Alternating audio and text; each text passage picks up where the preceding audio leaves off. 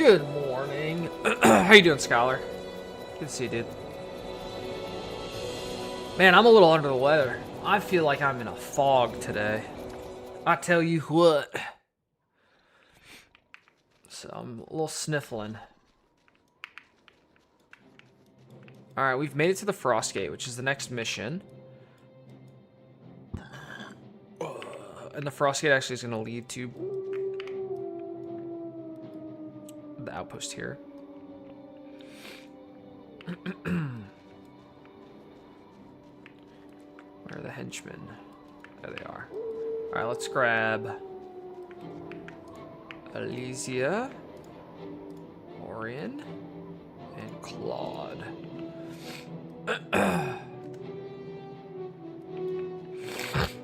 Excuse me. Yeah. Germs everywhere. Germs everywhere.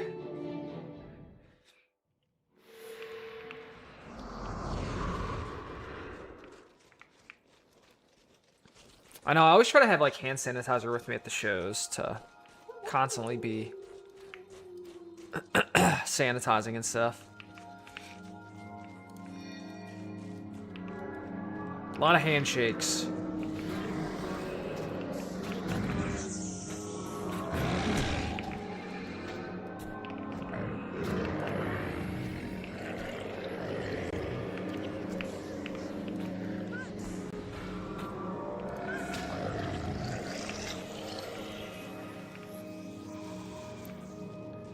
I think the bonus for this one, we have to like find some siege plans and then take a dwarf to an area, and I think we want to clear that before we transport the dwarf, because if he ceases to exist, then we fail the bonus.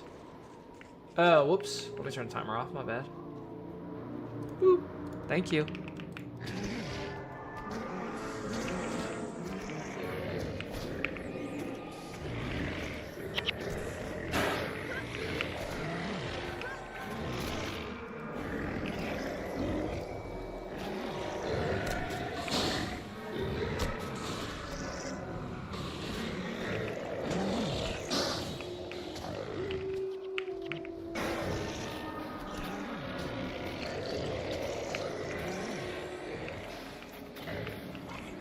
Max level is 20, yes.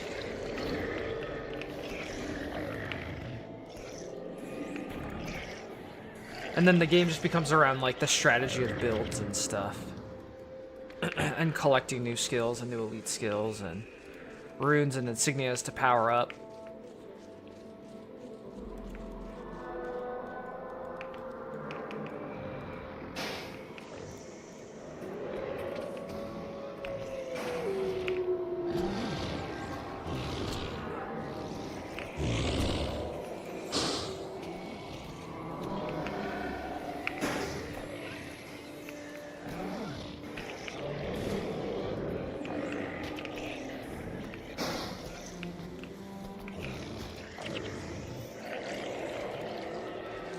James, how are you?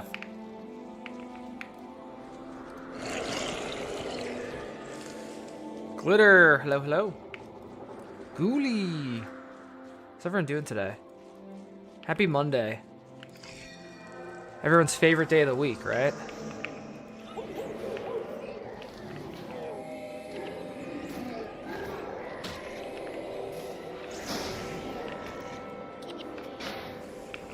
What's great about Guild Wars 1 is because you can only use 8 skills at a time, it's okay to be a clicker.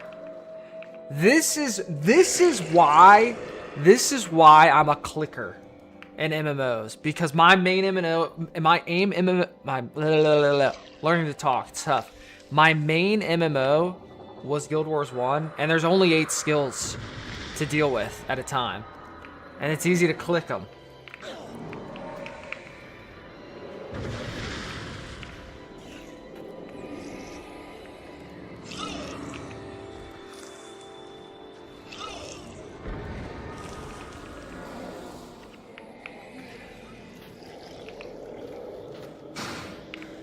I'm doing alright, Glitter. I've got a cold, so my head's a little fuzzy. Yeah, what is up with these dwarves? Why are they just running away? Not attacking or anything. They're just like running all over the place.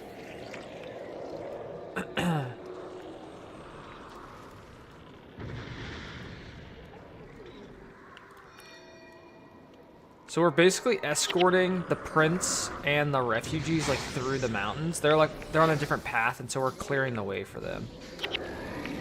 Ooh. So blue armor like this has a rune or an insignia on it. Be something good. Virtuoso. Ooh, Virtuoso is actually really good.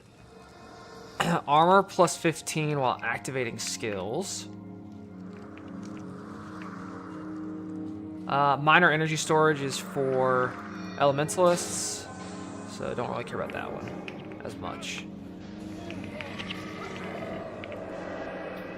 I mean, both are good, but Virtuoso is great. Maybe we'll get both. No, we didn't get the minor energy storage. Okay, that's okay. So, armor is really, really strong. And mesmers are casting so frequently that this additional armor on Althea is actually very good.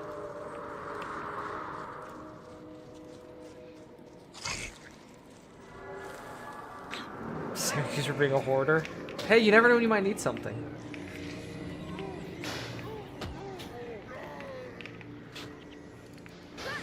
Yeah, Lauren's sick. Lauren got sick. I think it was from our son.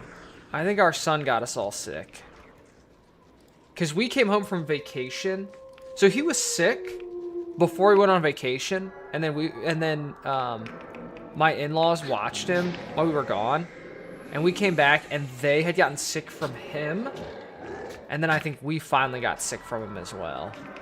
But luckily we were not sick before and on vacation. So I won't complain too much.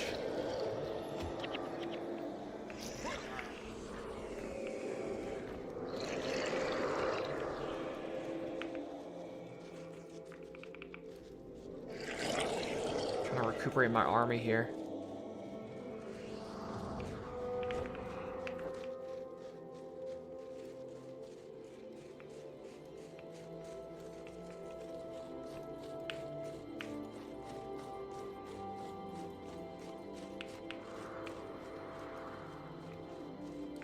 Yeah, unfortunately, they're little petri dishes. Ooh, we double aggroed. I think we'll be fine, though.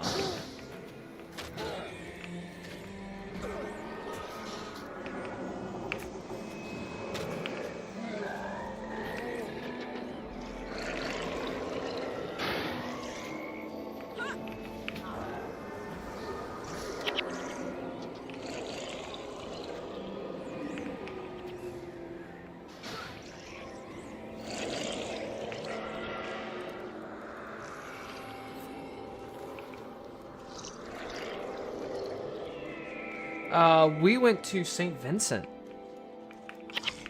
We went to a sandals resort in St. Vincent, which is off the coast of Venezuela, I believe. It's a lot of fun. Very, very relaxing. A lot of R&R.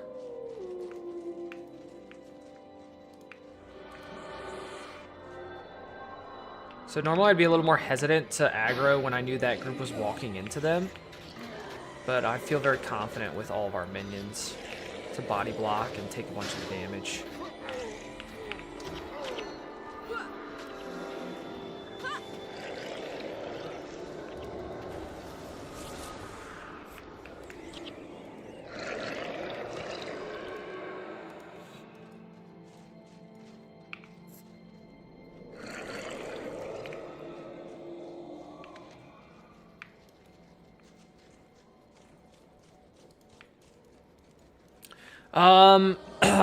The weather wasn't great.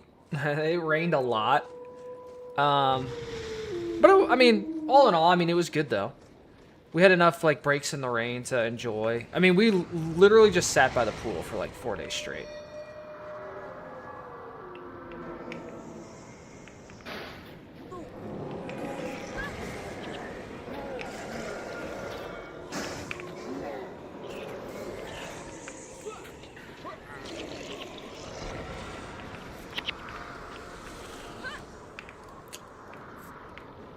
Food was really good. Honestly, the dinners were so good. I was really impressed with the food.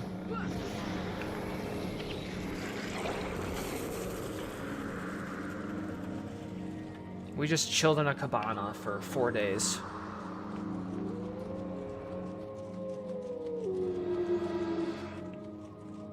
I mean, yes, I do wear a swim shirt because when you're the color of me, the sun is your enemy, as we've all learned. So I had a long sleeve swim shirt.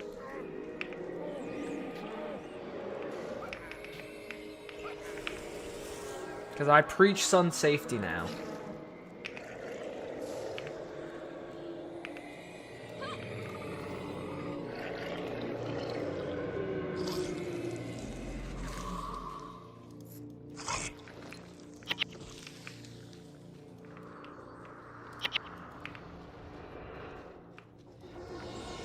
Alright, so there's something going on with bosses not being exploitable.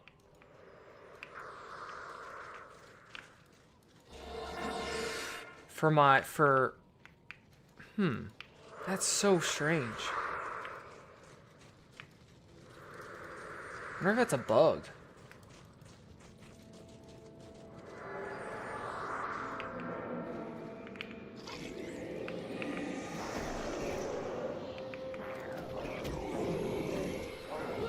Speedo free. Trust me, chat, you do not want to see me in a Speedo. But now you are picturing me in your head in a Speedo. Sorry about that.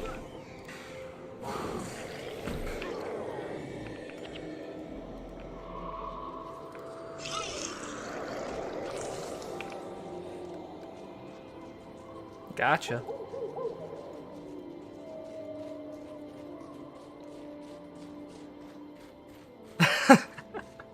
Happy Monday, folks. Enjoy your coffee. Hope you didn't spit it out.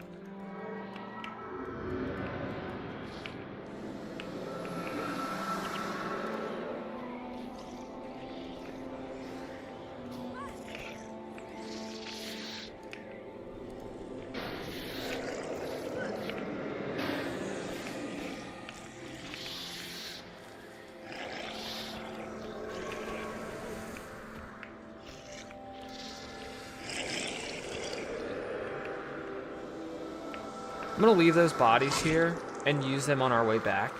Because we have to go clear a path. And then, I think, is that the dwarf over there? Yeah. I think the dwarf over here is the bonus.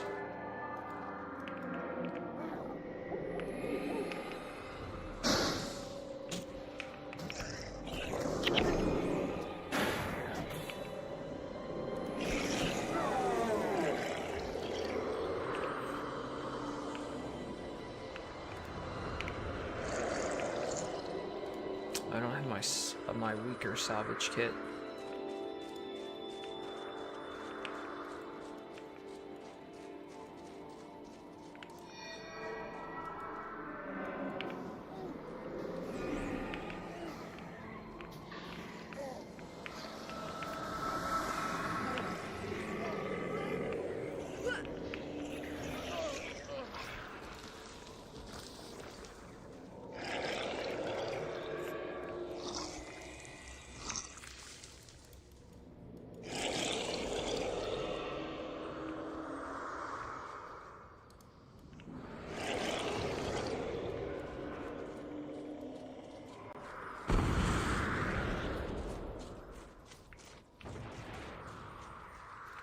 What up, Miggy? No, my Elementalist is still alive.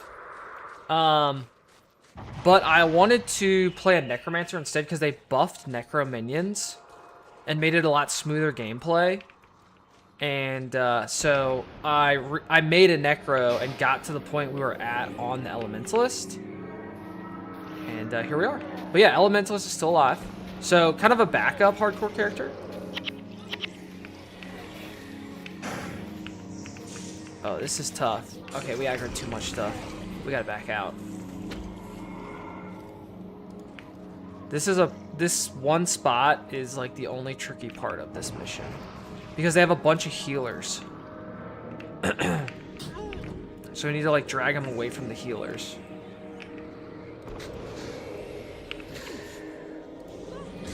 And overwhelm them.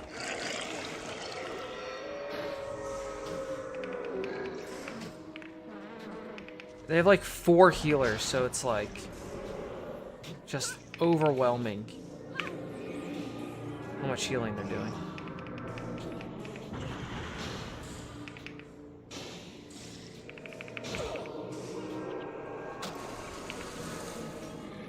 Nice. Okay, we got one of them.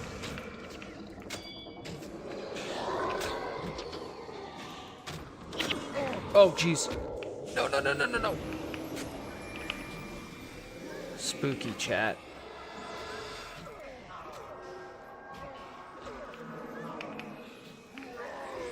That actually got me scared.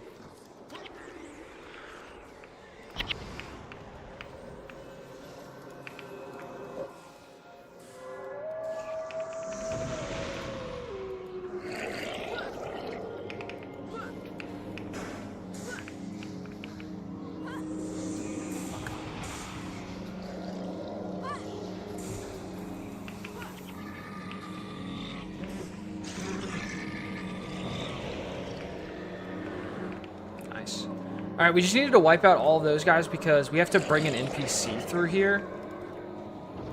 And we didn't want him to get killed.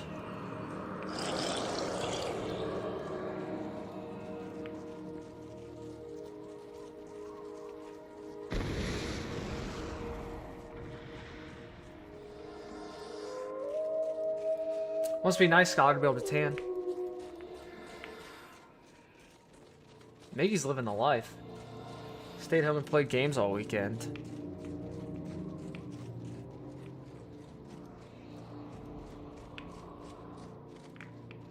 Oh wait, is it this way? No, it's back in the cave here.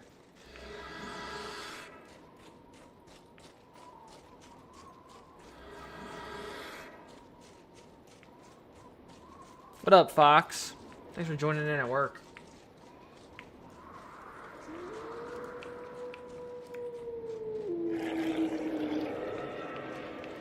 Hello.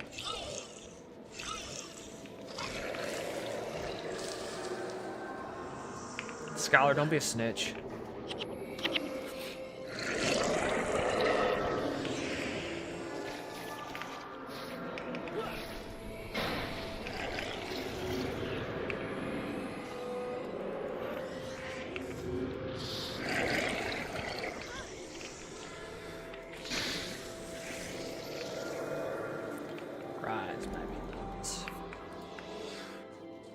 There's Rornak's stone sledge.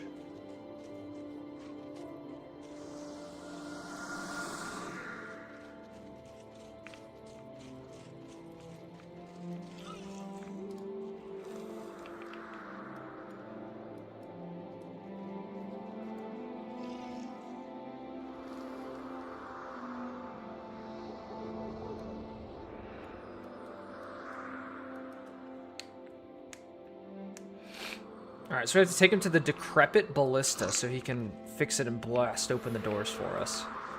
So we can steal the secret plans.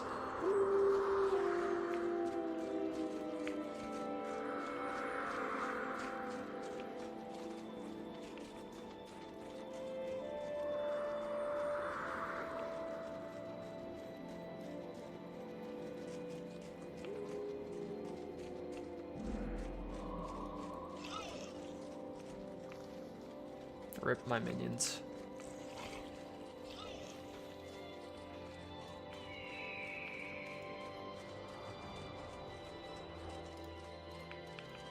Oh, I forgot Althea leveled up. Ooh, even more domination. She dominating.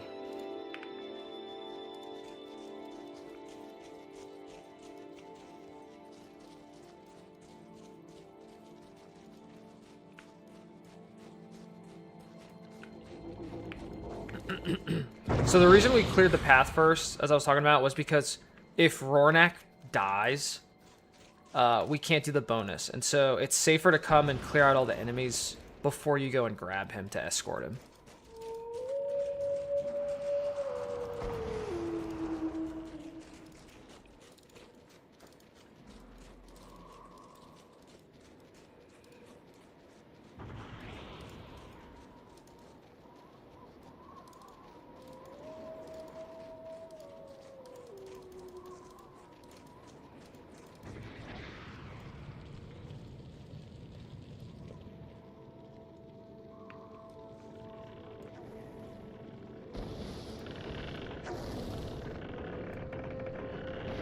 Boom.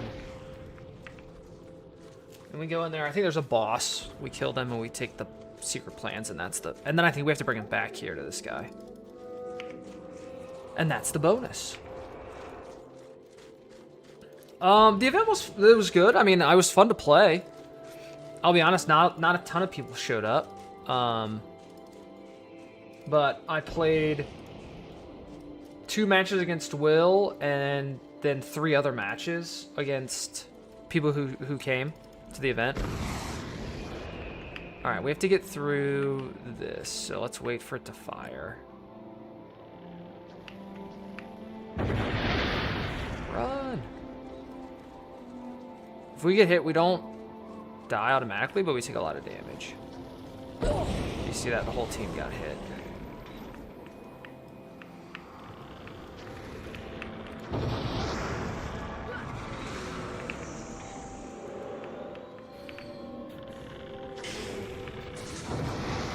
See, that was a good chaos storm. Oh, another group. Ooh, we don't want to aggro that group or else we'll be in trouble.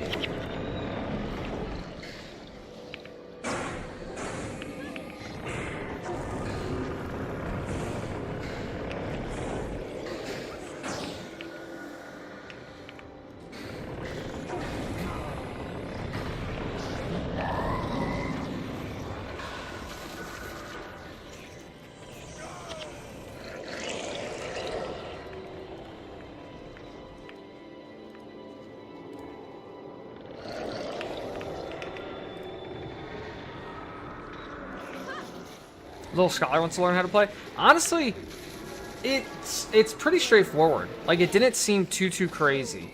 I mean, I'm sure it gets crazier as, you know, more advanced, like, decks exist and stuff, but I mean, all in all, it was fun. I was using just a pre-made structure deck, so with Mega Lucario.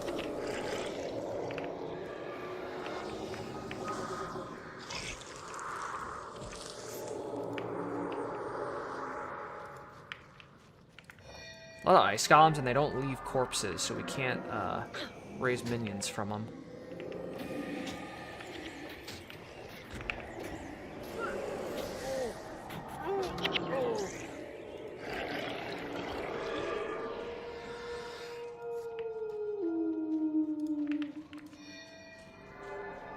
Yu-Gi-Oh! Was funny to see, but I have to read a whole book.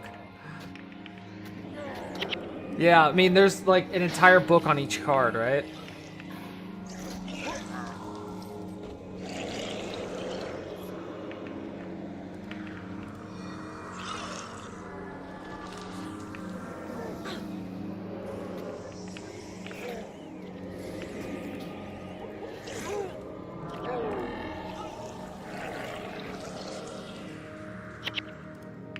I don't have a key for that.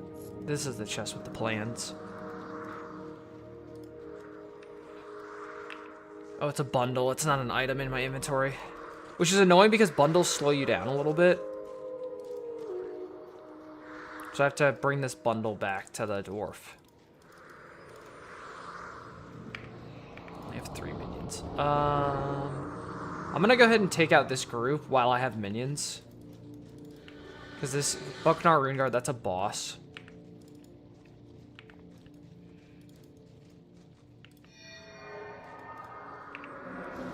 Elementalist.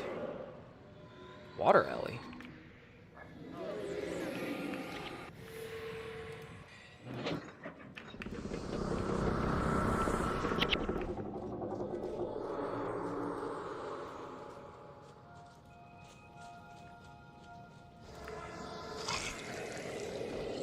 should leave the corpses, because I have to run all the way back to turn in the bonus, and the minions aren't going to survive the trip. The corpse might not be back when I come back, though, because they despawn.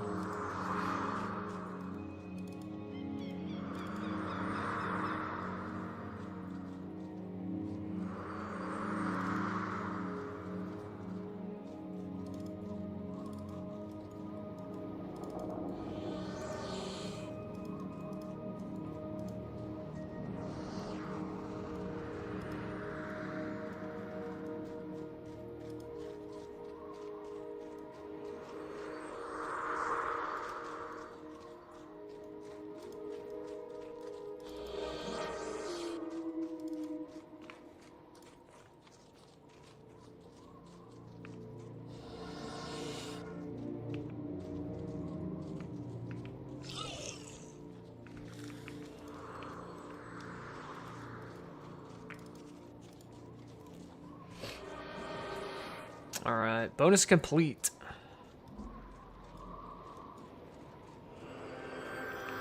Ding. Hey, level 16. And Devona hit level 16 too.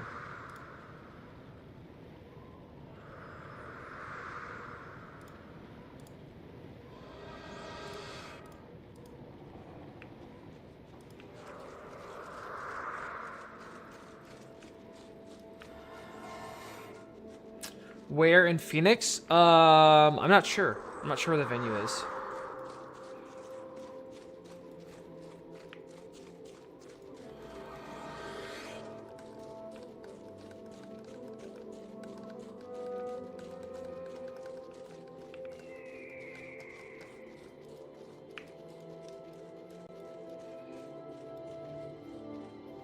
Wobbuffet? I don't think I have any Wobbuffet cards, unfortunately. Nothing pops to my mind.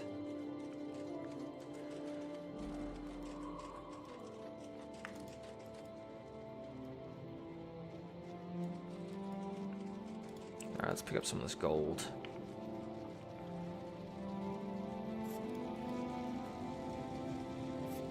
Is the Guild Wars tournament good, to be honest? It's I mean, Guild Wars is my favorite game of all time, so yes, it'll always be good. But it's not really much of a remake. I mean, they've changed a few things and they've added some new content, but I mean, it's still the same game. But they are doing balance patches again, which is insane. They nerfed Mesmer Way, which has been the meta staple for like 10 to 15 years. Ooh, potential rune insignia. Give me something good. Wanderers. Scout armor of attunement. Of attunement's not... I mean, it gives +2 energy. It's not awful, but it's not meta by any means.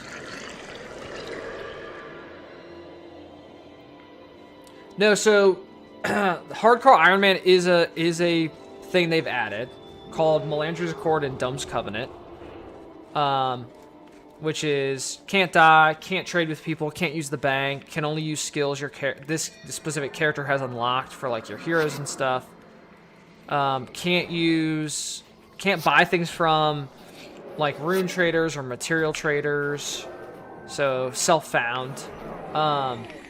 They added a new pre-searing dungeon, which allows you to unlock Devona as a hero. She's also available in post-searing in Lion's Arch. And then there's a new post-searing dungeon that lets you unlock Ghost of Althea as a hero. They're planning on adding more content, and they're doing balance passes, changing skills, stuff like that. So,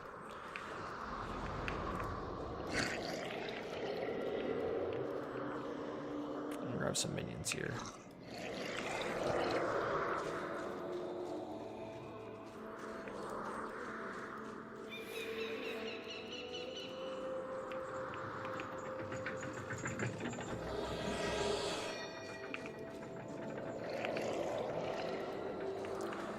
Alright, so basically what we have to do is we have to take this gear lever, and there's 3 mechanisms. And we have to fire up 3 different chains to open this big gate while getting swarmed by enemies.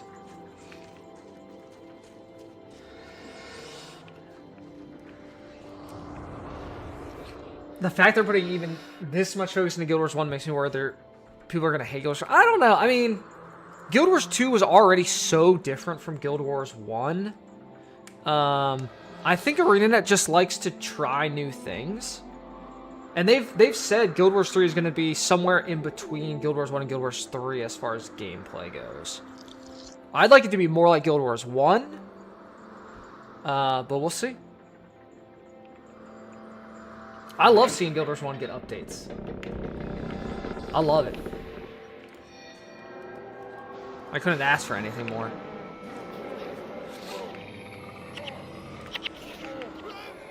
Oh, dang. Oh, he's stealing my corpses. So one of the dwarves was a necromancer using Soul Feast. And Soul Feast exploits a corpse to heal, like, give you a massive heal. You basically eat the corpse. And so he stole my minion. So I was gonna use that body.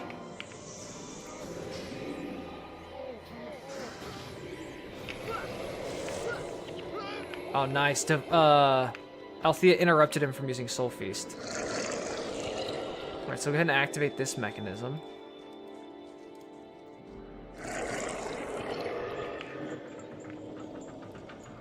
There's a second one there, and a third one down there.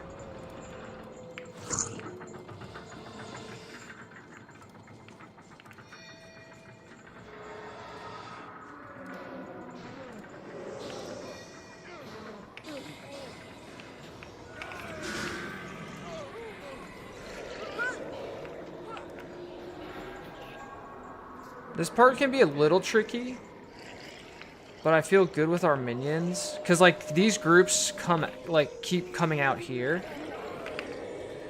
and I think activating a lever makes more people come out. All right, so that's 2. Now we need to activate 1 more. Oh, it kicked the gear lever all the way down here.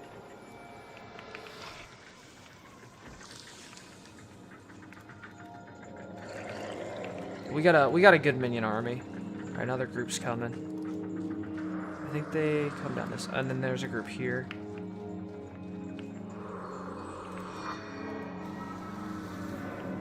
Necro boss.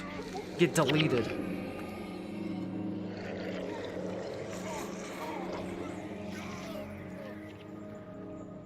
Alright, that's the last one. Now we just need enough time to pass for the gate to open. So all 3 levers are basically trying to open this gate.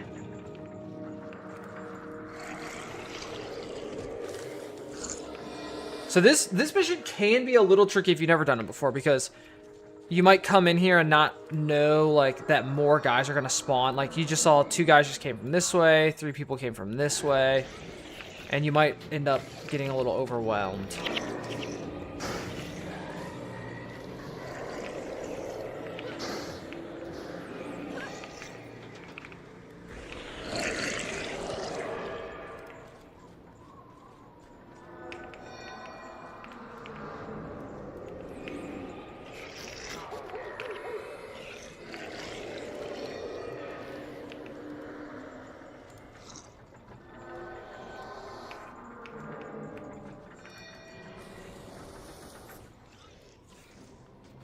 Alright, we did it. The frost gate is open. Go now. We haven't much time. Riley, we mainly just hung out by the pool in St. Vincent for the vacation. Yeah, we just straight chilled for 5 days.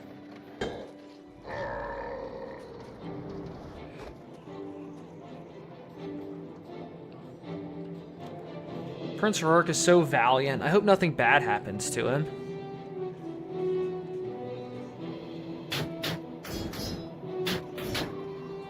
Hey, Tater.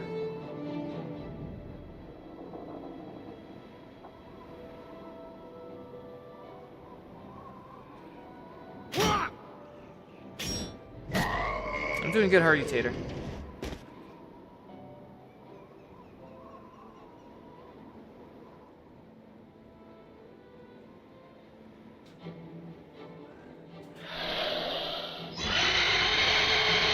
What was that? These mountains belong to the Stone Summit, human.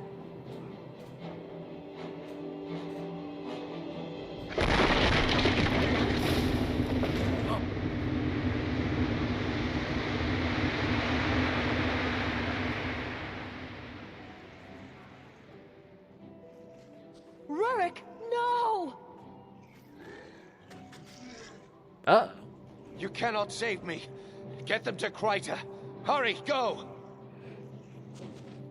I leave without a second thought.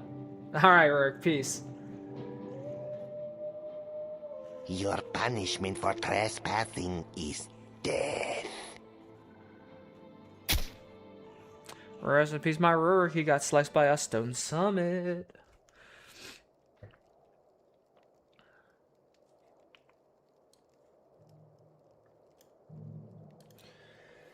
I just started playing this as a longtime MMO gamer, enjoying it, but it feels pretty overwhelming. Honestly, it can take a second to kind of understand the premise of it, since it's so instanced.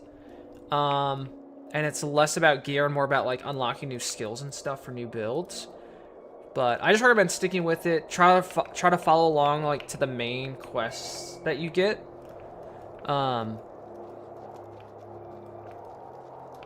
But yeah, I mean, it's my absolute favorite game, so can't speak highly enough for it. Ooh, Shatter Enchantment, Rotting Flesh.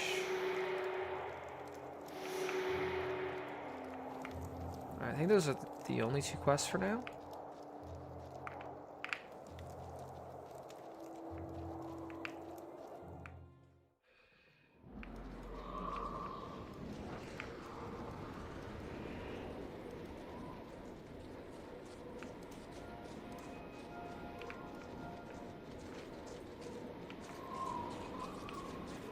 Alright, we gotta take this Devourer and go get him fed up on succulent juniper meat.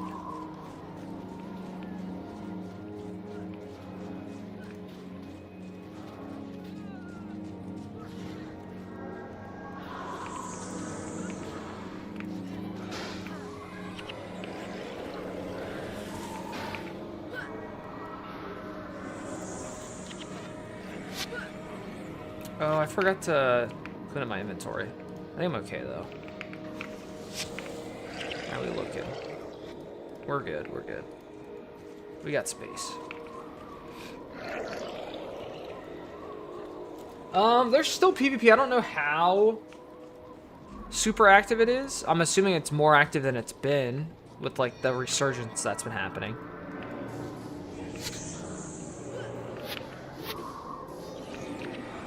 I'm not much of a PvP player, though, so I can't really speak too much on how active it is.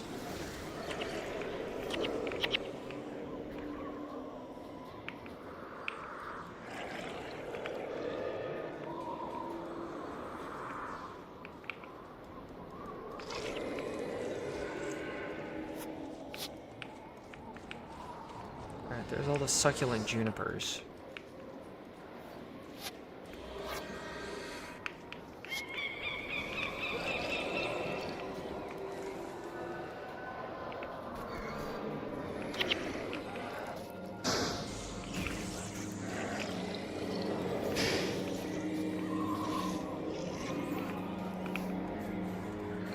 Right now we're just escorting this, like, it's called a Devourer, but it's like a scorpion-looking thing.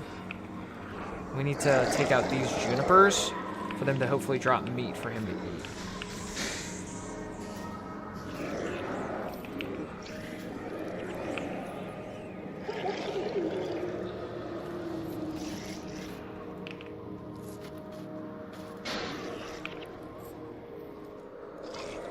Hey, Herboa, how are you, man?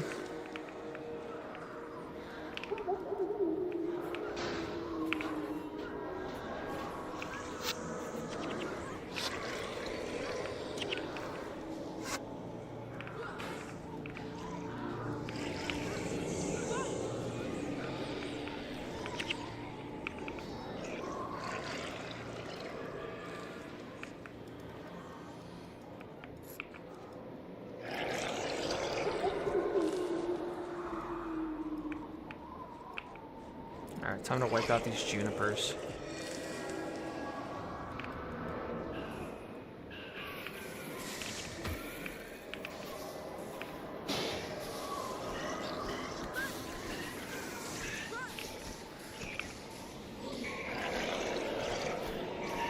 So I need 10 total of the meat.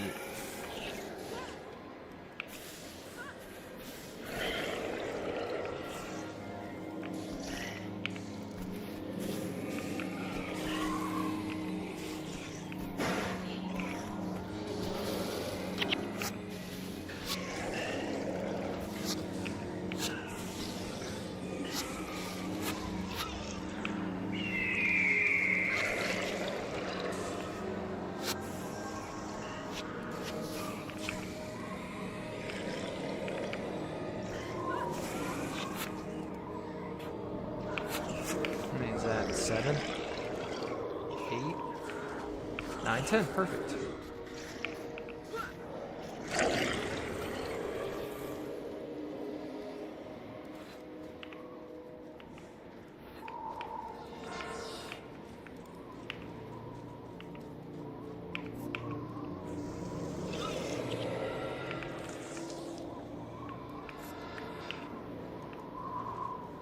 Oh, I have to talk to Joe.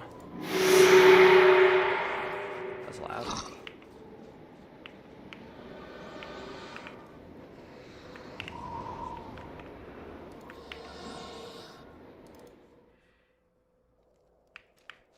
I don't think it resets, right? No. Okay.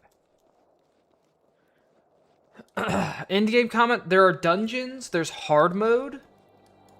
So like once you beat the campaign, like the last mission, then that unlocks hard mode for the campaign. There's a lot of achievements you can unlock. There's some higher end like end game, like not quite a raid, but similar, which is like 10-man content.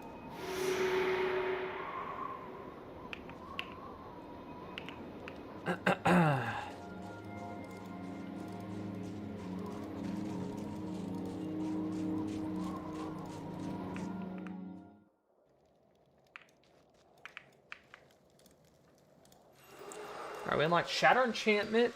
Spell, remove an enchantment from target foe. If an enchantment is removed, that foe takes damage. It only says, it's only 14 because we don't have any domination magic. Rotting Flesh. Target fleshy foe becomes diseased.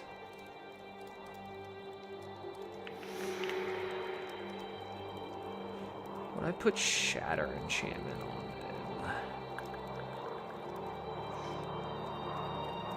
It's not awful, but...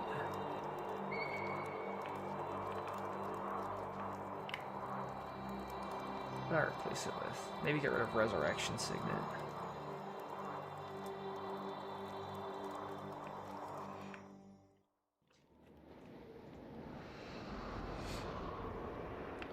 Hey, Zara. Yeah, I'm a huge Guild Wars fan. I have done an Altator, yeah. I've got about 3,500 hours in Guild Wars 1. I've never played It Takes Two. No, but my younger brother had talked to me about that a long time ago, but I haven't played it. I do look forward to the day that I can play video games with my son.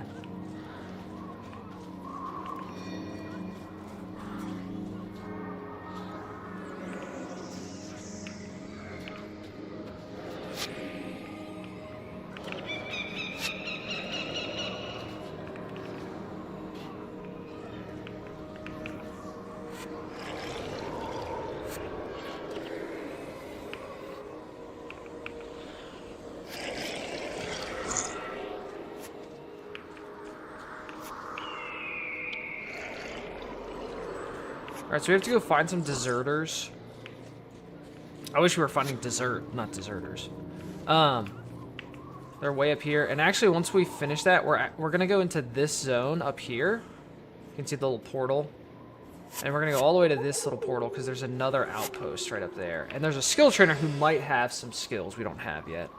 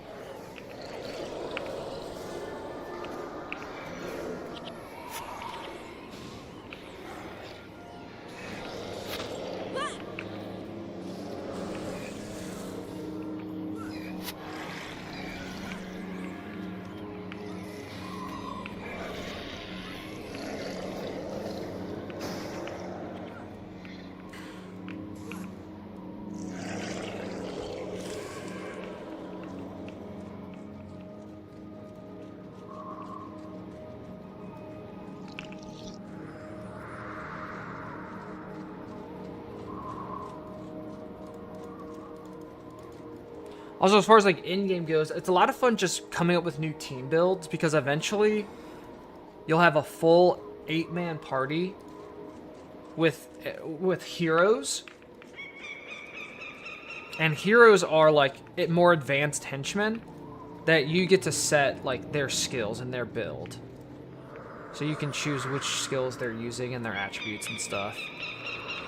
And so once you're able to do that with 8 different characters, it's like a ton of fun to figure out like all the synergies that go together.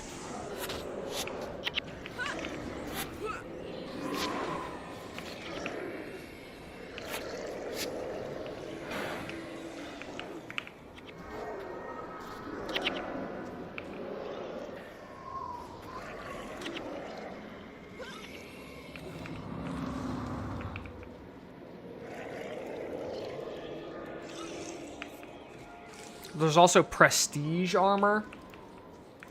So like it's easy to get kind of like max armor. But then there's prestige versions of it that look better and cooler, which cost a lot more money. And so like getting the materials for those, stuff like that.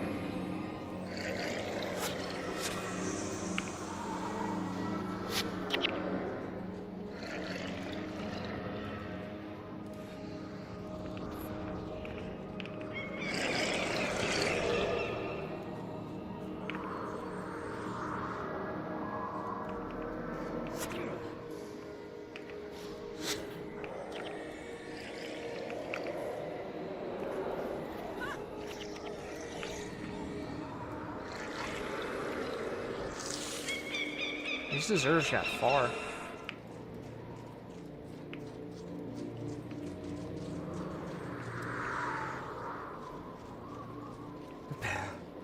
Right now, everyone on my party is an NPC, which is really unique to an MMO, right? And the way they structured it is because the game's not really meant to like go out and be solo. Whenever you leave a town or an outpost or a mission, you get your own instanced version of the map. So I'm not going to run into other players out here because I'm in my own version of this map. And once you leave the map, you can't change your skills or anything. So you have to kind of set your build before you go out adventuring or questing. And they wanted it to be easy for people to play without having to sit around and like wait for a healer or wait for a specific type of character. So they added what are called henchmen into all the towns and outposts that you could add to your party to join you. And then much later in the game, they added what are called heroes, which are customizable henchmen, where you get to choose which skills they use. So all of these henchmen, they have a defined set of skills that they use. But heroes, they get to use any skills you equip on them based off the skills that you've unlocked. So a lot of the game, I mean, the entirety of the game can be done, quote unquote, solo. But what that means is you're basically just playing with heroes and henchmen as opposed to other players.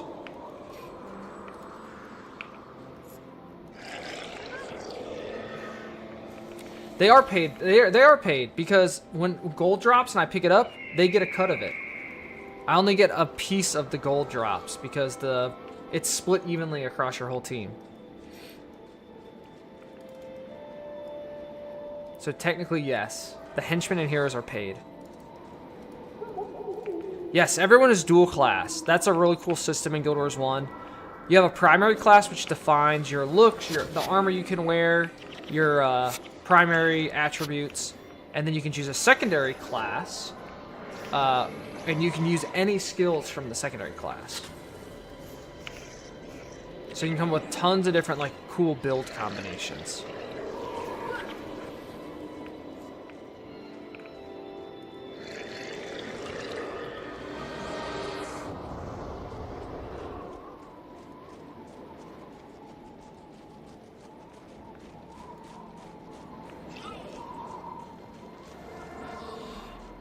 And it's super easy to change stuff. Like, you don't have to, like, pay money or do anything. Once you've unlocked a secondary class, you can change between it whenever you want. And that ranger just interrupted me. Little stinker.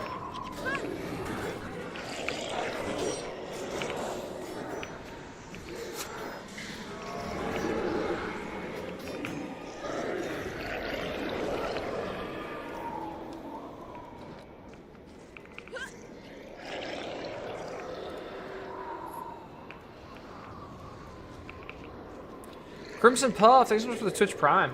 I appreciate you. Thanks so much for the support. Alright, there's the deserters. Guess we have to take them out. They're all hostile.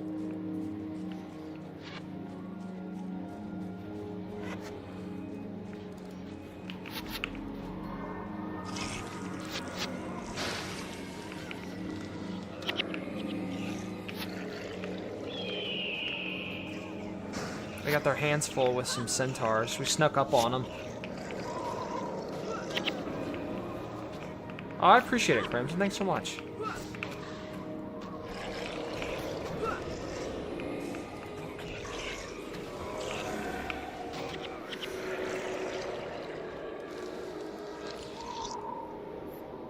Alright, we wiped out all the deserters. That'll teach them.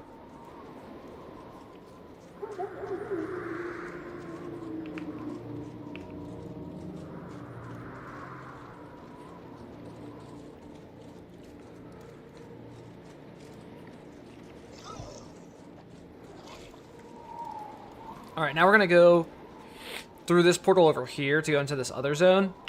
Because like I said, there's an outpost I just want to grab that's up here.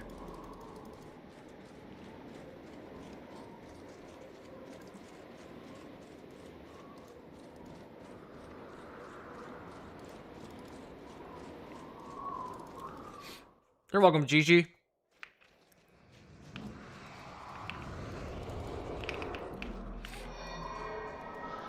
Yeah, NPC parties are pretty big in Guild Wars 1.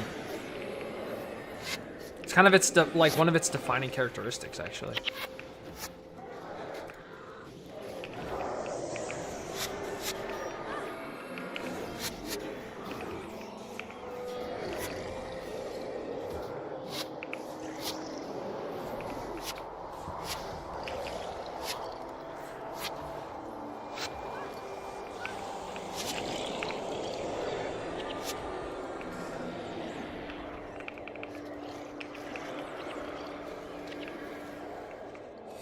Dizzy, what's up, man? I'm well, how are you?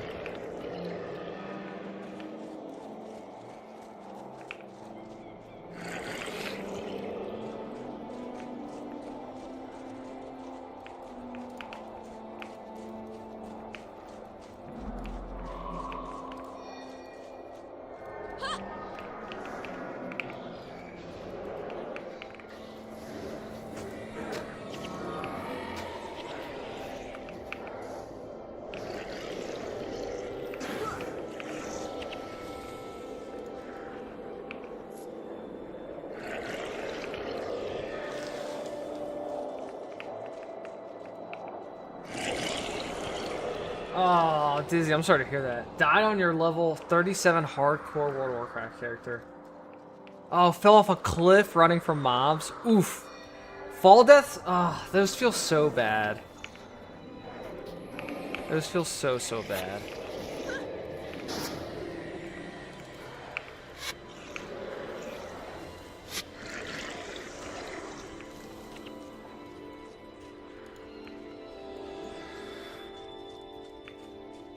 I was hoping for another OnlyFans season to try to like get involved in that, but I haven't seen them even talk about it recently. This is it. We go again. I love it.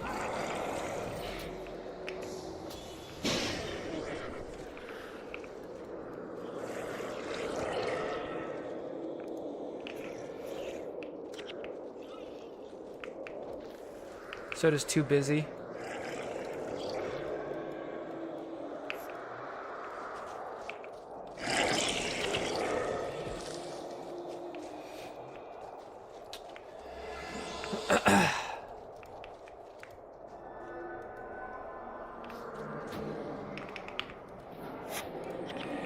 Well, hopefully it still happens this year.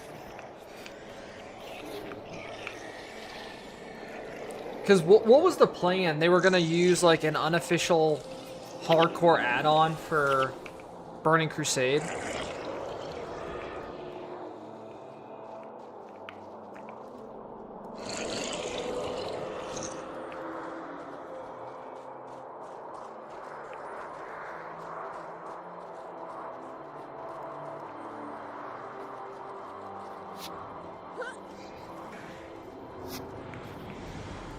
Oh, wow. Massive group over here. Look at all those Minotaurs just beating up. Oh my gosh, even more coming. Just taking out the Centaurs.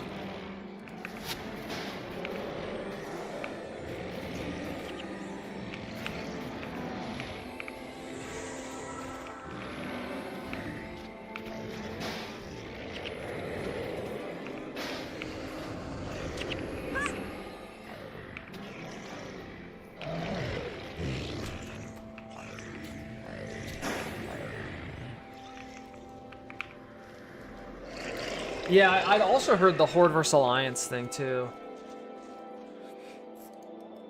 Oh, they might also be waiting for Classic Plus. That's also true.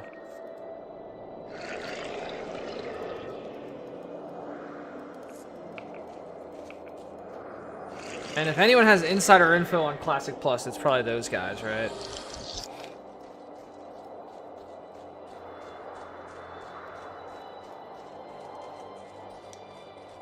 Yeah, maybe nothing happened. I mean, we're already at the end of June, so July's here.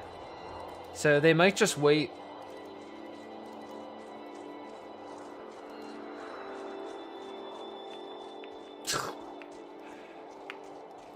Will just DM'd me in game. He said hold on, I'll move me. He said Guild Wars 1, more like Guild Wars fun. Oh my gosh, dude. Classic William. Alright, here is Icetooth Cave. I knew it was here, but if you didn't, this is also like a little cool thing. Like, if you explore the map, because so the missions, as you do missions, it progresses you across the map, right? So we did Borless Pass, which took us to Frostgate. We did the Frostgate mission, which took us to Beacon's Perch. So nothing took us through Anvil Rock, right? So I knew, because I've been playing this game for 21 years, that there's an outpost here. But a new person just playing through the story wouldn't know that. So you guys got to explore. All right, I know there's a skill trainer. Sometimes skill trainers have unique skills you can't get other places. Ooh, Drain Enchantment's really good for our Althea. That's actually a meta skill. Remove an enchantment from a target foe. If an enchantment is removed, you gain 8 energy and 40 health. So not only does it remove an enchantment, but it heals you and restores energy. So that's really good for her. We buy that. Marker's Aversion. For 6 seconds, the next time target foe casts a spell that targets an ally of that foe, the spell fails, and you steal up to 48 health. So that's good against healers. And people that buff, but meh. For 10 energy, it's not great. But we will equip the Drain Enchantment. We're going to actually replace Shatter Enchantment with Drain Enchantment. Because she actually has Inspiration Magic, she gets 12 energy back, so that's a net of, what, 7 energy? And she gets healed 72 health, so good sustain on Drain Enchantment. Nice, nice, nice. Alright, since there's a merchant here, let's go ahead and clean up our inventory a little bit. We need to buy another salvage kit.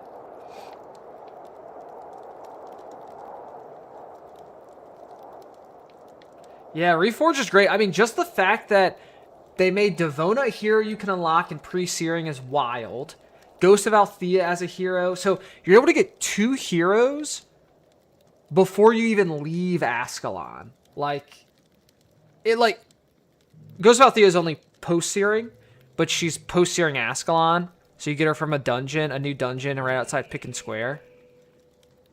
Like, I love that you can get heroes that early in the game now. And they're going to be adding even more content, they've said. It's just so exciting. Plus, I haven't done a hardcore Ironman run yet, which I'm doing right now.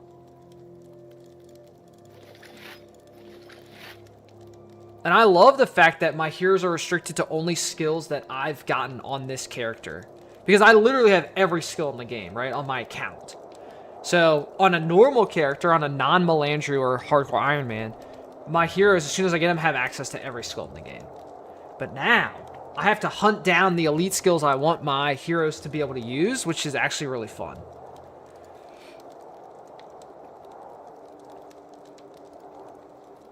I do wish I had access to a bank, though. It's the one annoying thing.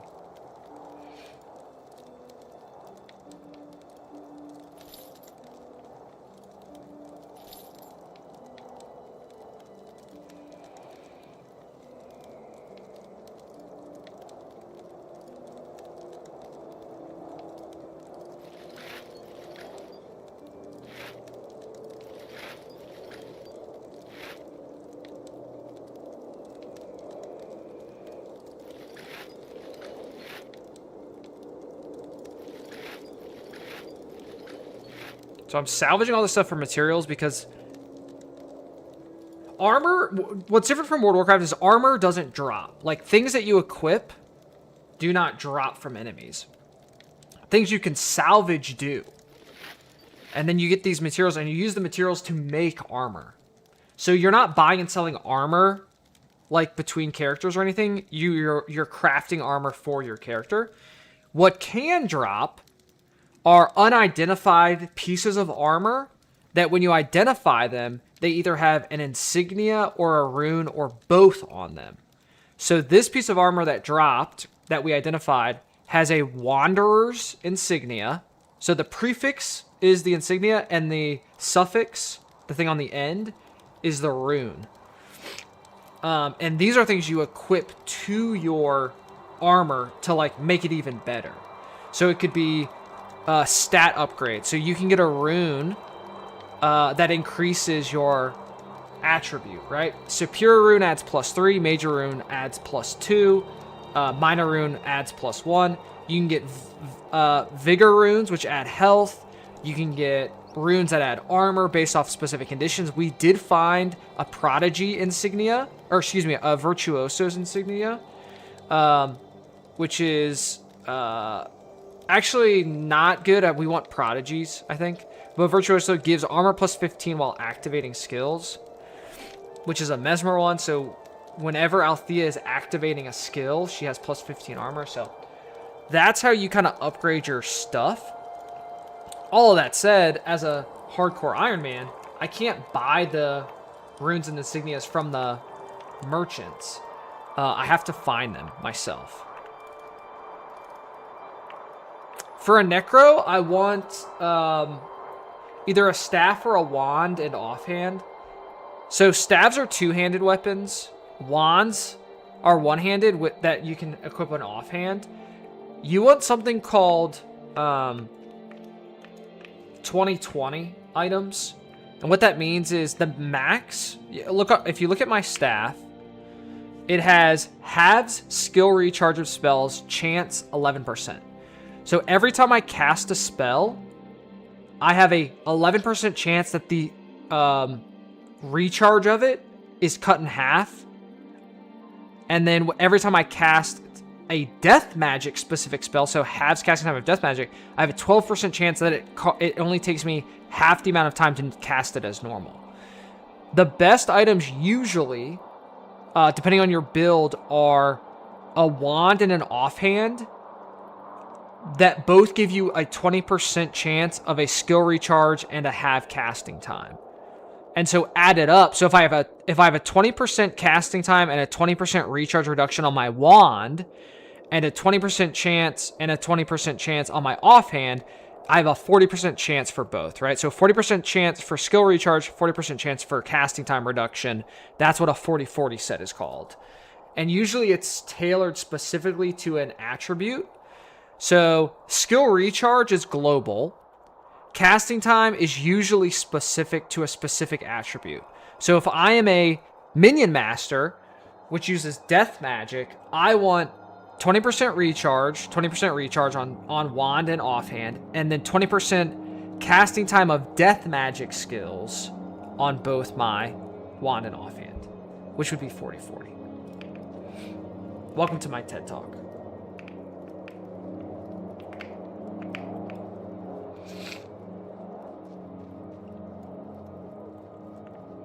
Yeah, Guild Wars has never had a monthly fee, so no subscription. Completely buy to play.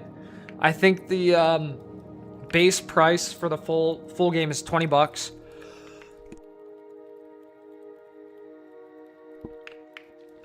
Very, very worth it.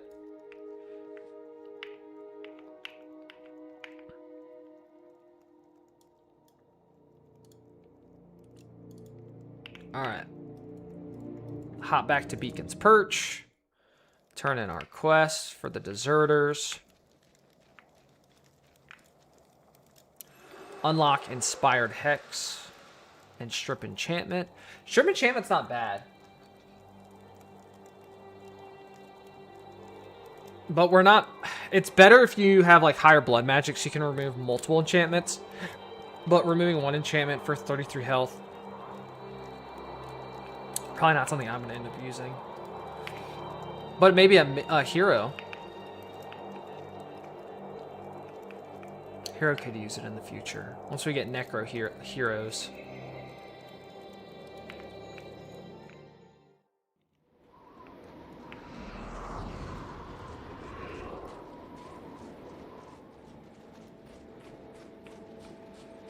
Skids, it's time to come back. It's time to come back and grind it out, man. The thing is, there's not even really much of a grind in the game. It's just fun to play.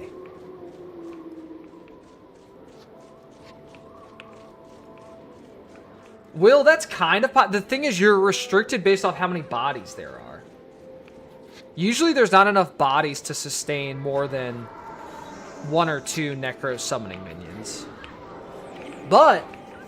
for the last 15 years, and still today, the best healers in the game are actually Necromancers.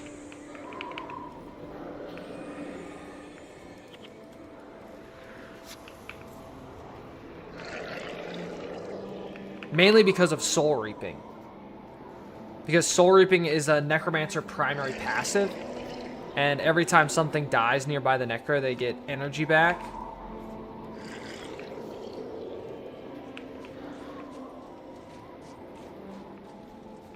That was the king of black dye. Love a good black dye.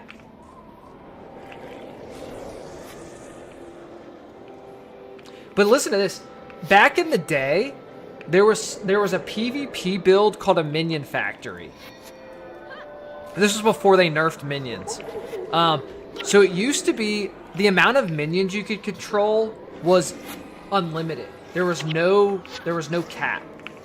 And they had something called the Minion Factory where there was a Necromancer who summoned minions. There were 2 Necromancers who summoned minions, 2 Necromancers who used self-sacrificing abilities to basically make sure their character would die over and over and over again, and then Mesmers that had a bunch of fast casting that would be able to resurrect them really, really quick. And so the Necromancers that used sacrifice skills were called Sackers, because they would sack their health down to 0. Then the Necromancers with minions would use their body to summon a minion, and then the Mesmer would resurrect them. And they would do that over and over and over and over before the PvP battle started, because there was like a 30-second or minute countdown. And so the Necros would be sacking themselves over and over to create a body to exploit for a corpse or for a minion. And so you had these massive minion armies. So I don't know if there's any videos of them, but you might be able to find old Minion Factory PvP videos. They're crazy. But then eventually they tied the amount of minions you could have to your death magic. So now you can see, without death magic, you can only control 2 minions. And then for every 2 levels in death magic, you can control an additional minion.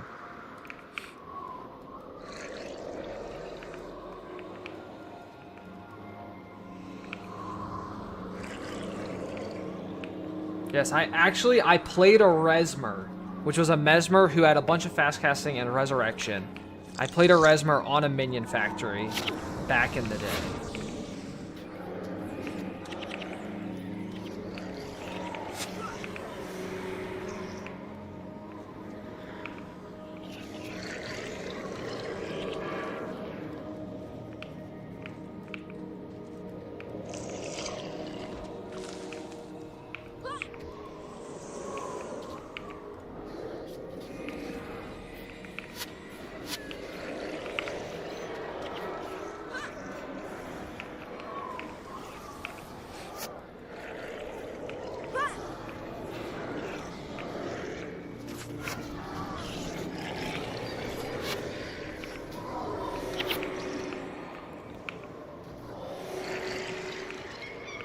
Yeah, Will, this is my build right now. I mean, mainly in death magic. I've got some in blood magic. The thing is, I don't have a ton of death magic skills. I have 3. I've got Deathly Swarm, Bone Horror, and Vile Touch. And then the rest of this is blood magic. So I do have a little bit in blood magic. And then Soul Reaping, obviously, for the energy regeneration. But eventually I'll have more skills, and I won't have any in blood magic. It'll just be all death magic and all soul reaping.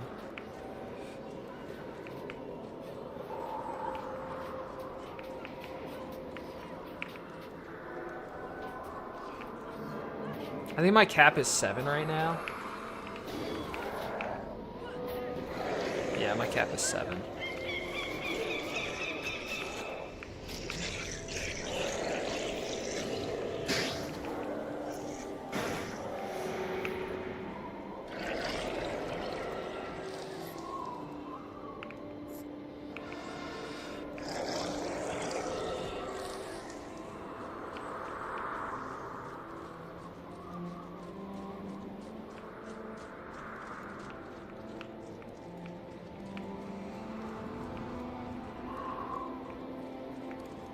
And Will, you can open up your minion panel with Y is the shortcut to see like your minions as they slowly degenerate.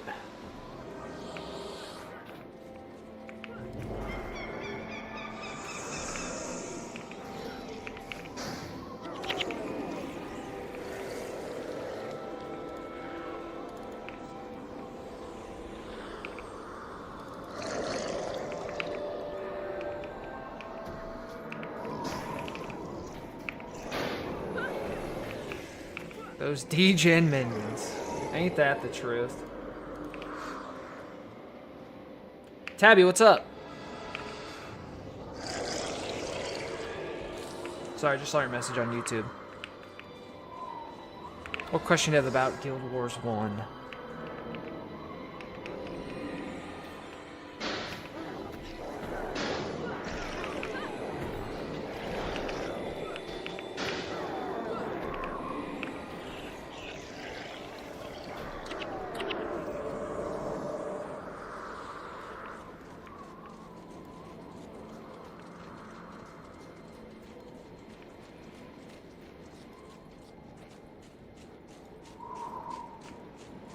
The one sad thing is when you go through a portal into a new zone, your minions don't come with you. Shucks. You gotta start fresh.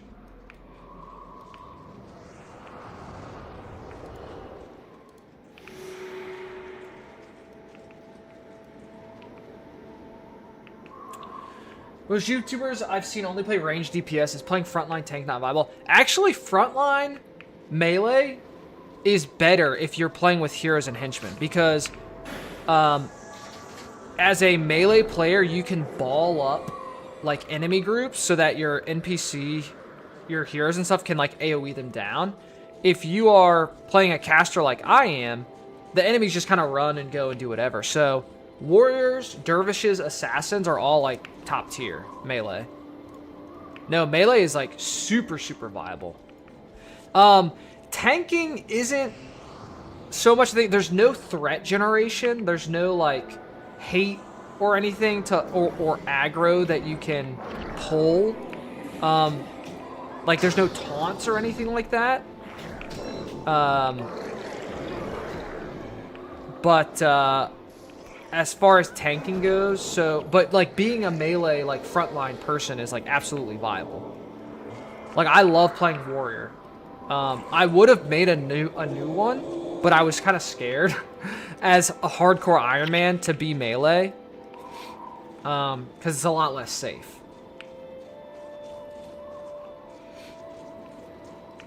I think I'm gonna just, so usually you can loop around to like fight less enemies, but I think Ettins can drop items that have runes and insignias on them, maybe? So maybe we just fight them and hope for a good drop. GPZ, good to see you. Thanks so much.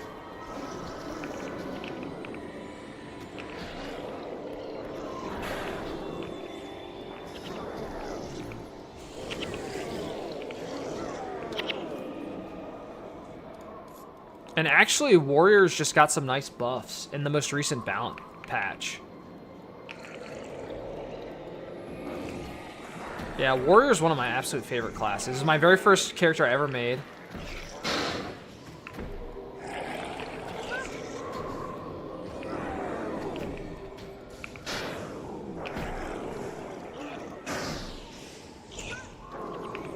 I'm sure I'll do a Warrior hardcore run eventually.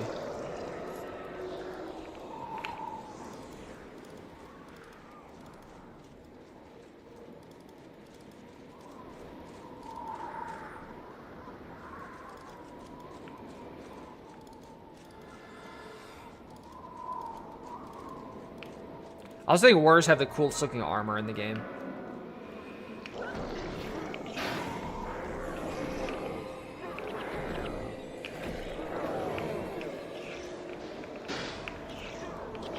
And they have the coolest weapons and stuff. Because Warriors can use swords, axes, hammers, and shields, and there's a bunch of really cool skins for all that stuff.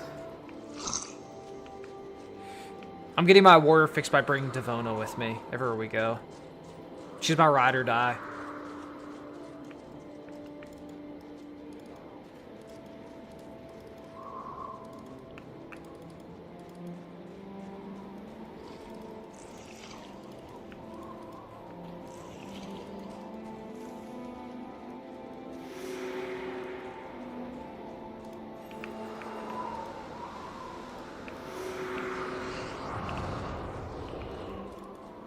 We're getting close to Lion's Arch.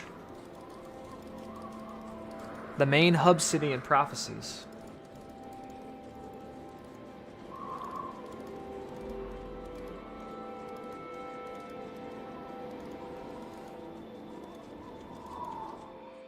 Alright, we've officially entered Kryta, where the undead roam, and are a pain in the butt because they don't leave explodable corpses as much.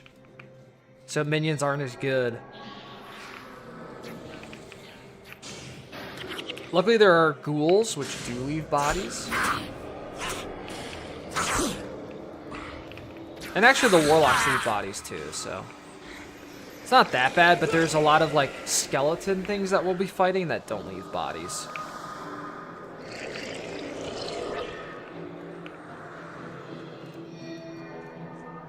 Oh, I forgot to talk to the ambassador back here. What's my favorite campaign in Guild Wars 1? Oh, man, that's a tough question.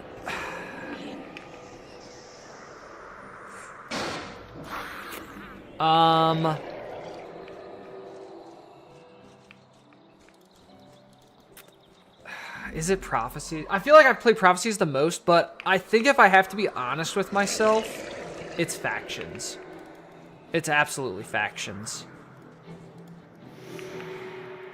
Which was the first new campaign after the original game came out.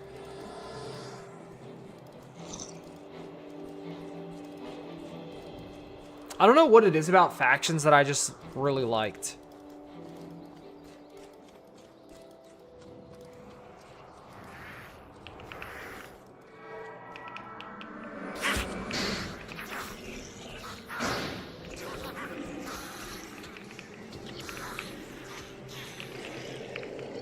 I don't even really like playing Assassin. I mean, Ritualist is goated.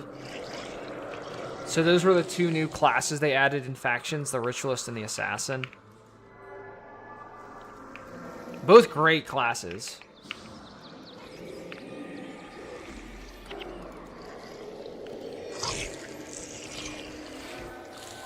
And then one of my all-time favorite classes is the Paragon from Nightfall.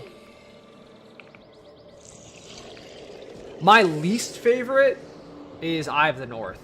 I do not like the Eye of the North campaign.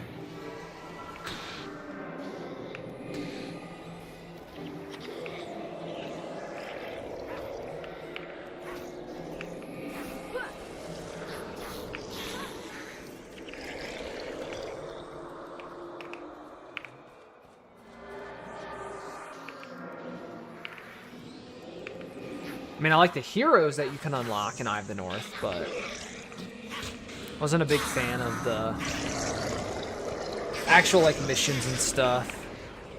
And they, like, structured it a lot different. Like, there aren't mission outposts and stuff. I don't know.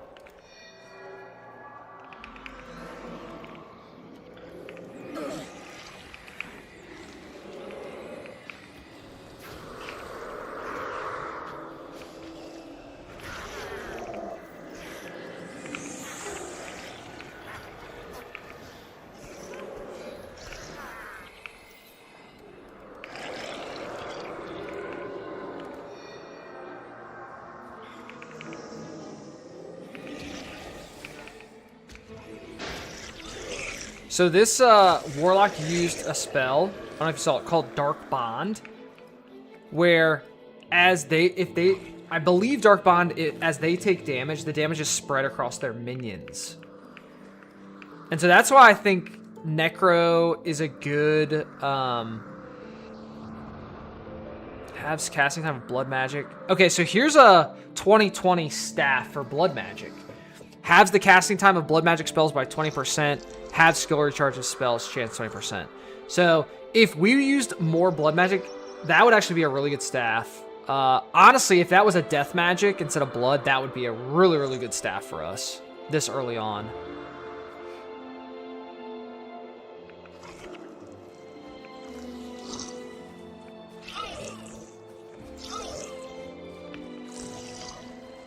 But alas. All right, we made it to the Gates of Kryta mission. Turn in the quest. And then I'm gonna use the bathroom below my nose and we will do the mission. And the bonus, which can be a little spooky.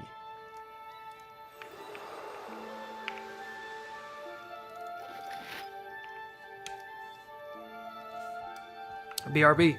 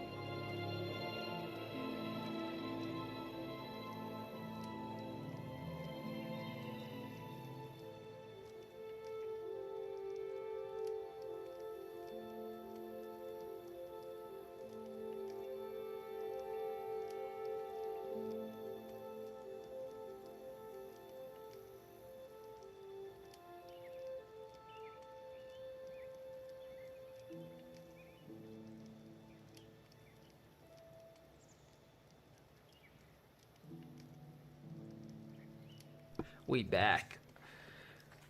There's a dervish. Dervish is cool. Dervish is like uses a scythe, and they can turn into the avatars of the gods. Pretty neat class. I think we're good on our build. Hey, Trucker, how you doing? 'Cause I haven't really gotten any... As we've got new skills, we've equipped them, so... We Gucci.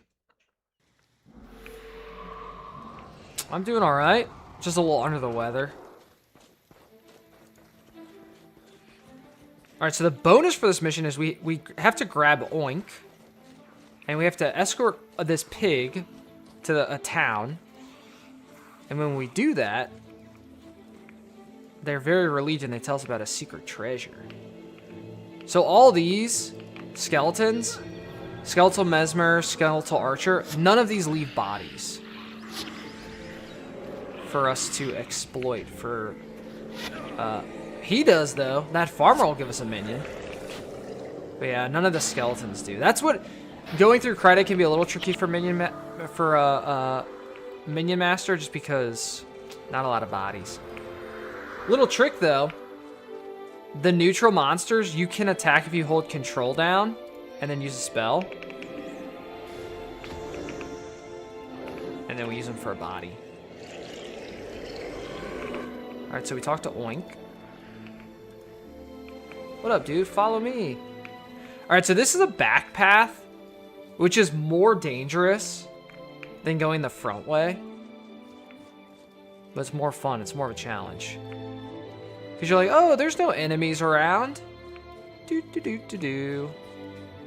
Oh, there's just this one guy down here. This will be easy.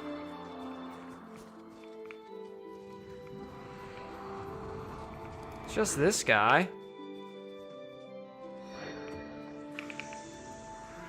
Psych! Here come the ghouls. Oh, here come more! It's an ambush! Oh, dang, that's actually a lot more than I remember. I better get some minions up. We're gonna be in trouble. The ghouls leave bodies, so we just need to make sure to kill the ghouls first. Uh-oh, Devona's getting wrecked. Uh-oh. Survive, Devona. Oh, Devona's down. Devona's down. Maybe we shouldn't have gone this way. I think we'll be okay. I think we're fine. Oh yeah, we're good. We took them all out. I mean, Devona went down, but we rezzed her.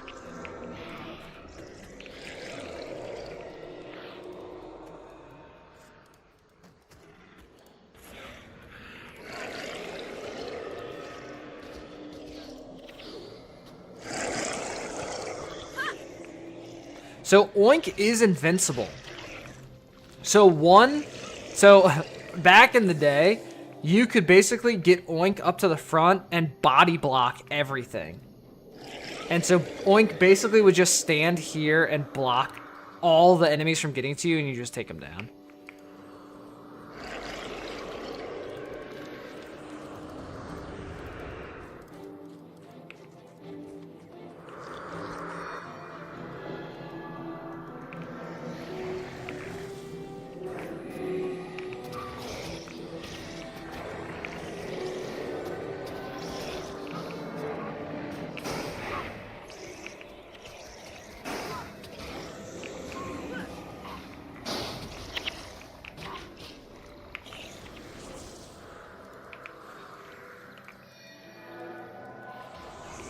Bacon of pure steel.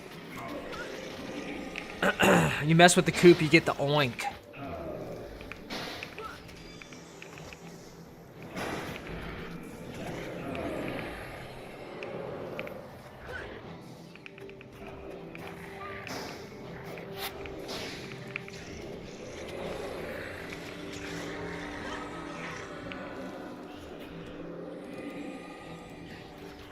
Biggie with the little pig emoji.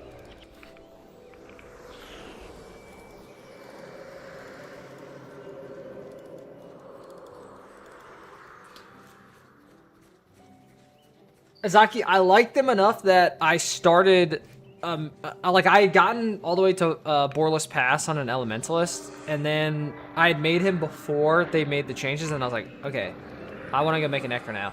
It's so much smoother to play as a Minion Master. Like with the changes. Oh my gosh. A 1 second casting compared to the 3 seconds. It's goated, dude.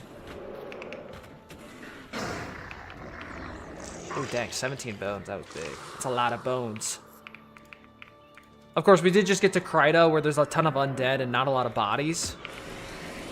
The zombies, the warlocks leave a corpse, though. Like, that feels so much nicer.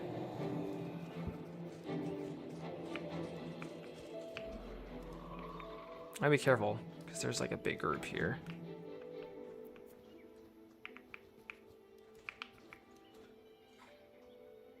Pitt said, can you please stop playing this game? The more you play, the more I want to buy it. Sorry. I'm an influencer. I'm trying to influence you to get it, man. I think I might actually have an affiliate code because I'm an ArenaNet partner. I think I forgot the fact that I have a code somewhere. Maybe I should look that up.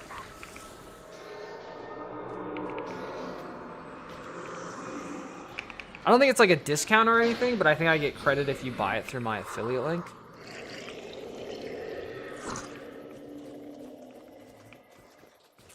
Oh, I can't wait to get the Fiends, dude.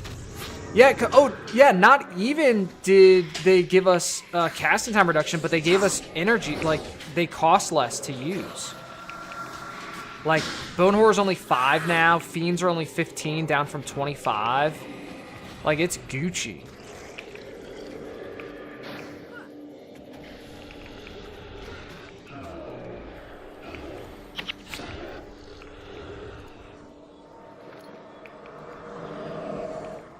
Sorry, Pitt. I don't think I have any Kryta keys now.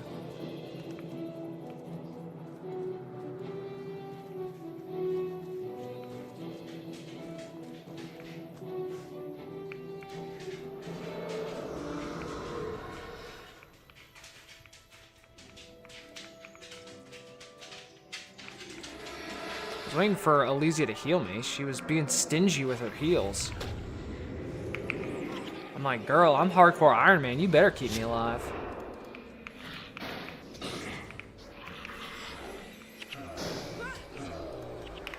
Alright, Althea leveled up.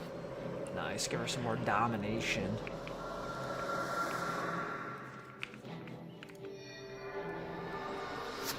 How long have I been playing this game? 21 years. Since it released. My favorite game of all time.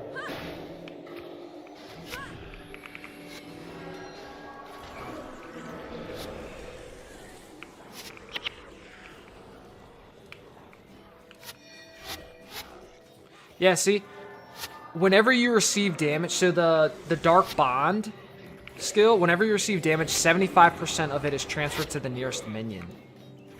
So good survival, as long as the enchantment doesn't get stripped.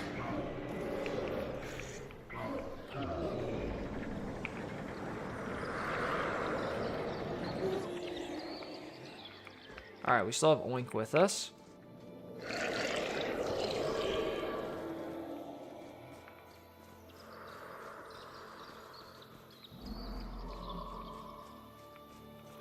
Have I ever thought about getting into speed clears? Nah. It's never really interested me.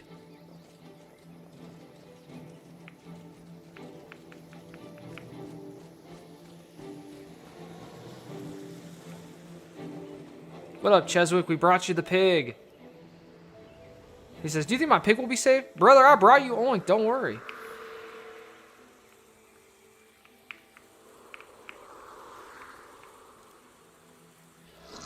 You found Oink. You made my son very happy. Maybe I can return the favor.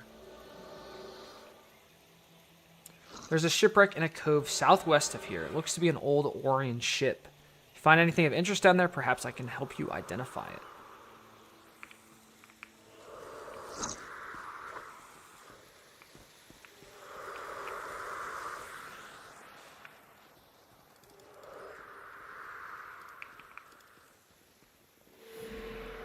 Lion's Arch is sealed by the order of Justicar Hablion.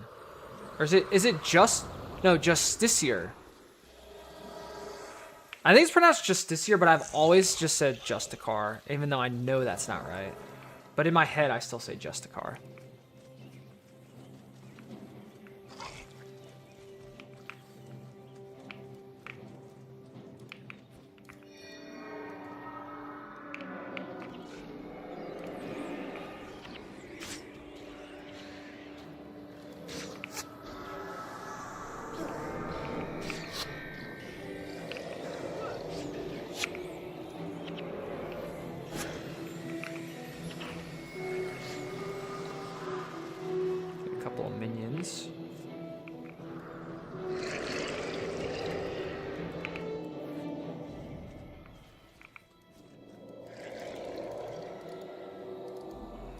I haven't tried the Mighty Throw. I've heard crazy things about it, though. My main character I'm working on, God Walking Amongst Mere Mortals on, is a Paragon. But I know the Warrior primary is with the Mighty Throw is crazy. It's like crazy DPS.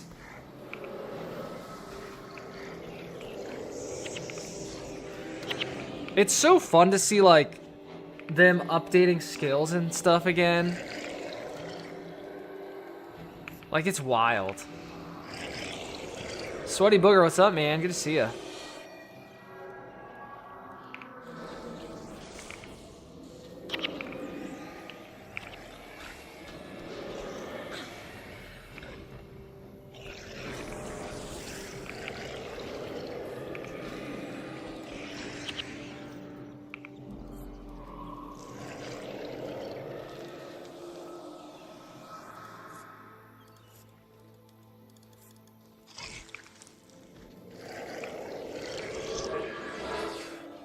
Alright, down here's the bonus.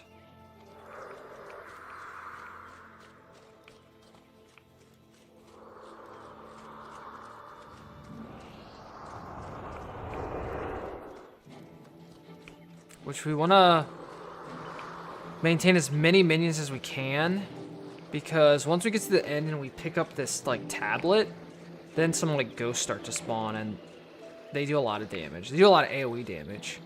Like, these drakes are level 18. Our henchmen are level 12. But luckily, there's only 2 of them.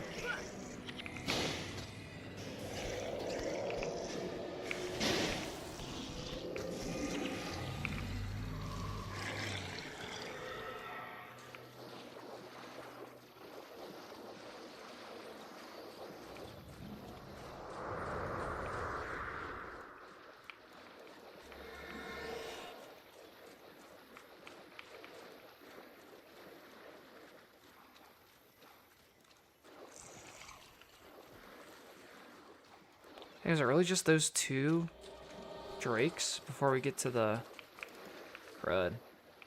We have a couple minions, but the thing is, so these phantoms are gonna spawn and they use chain lightning, which hits like a character and then jumps to other characters. Does some pretty decent damage. I mean, we do have Althea, which will help.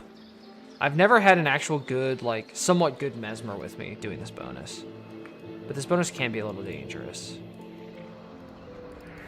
So these spawn. They use chain lightning. Yeah, you can see it does big chunks of damage. Yeah, look at that. Look at how much damage I took. Almost half. Like, it's spicy, dude.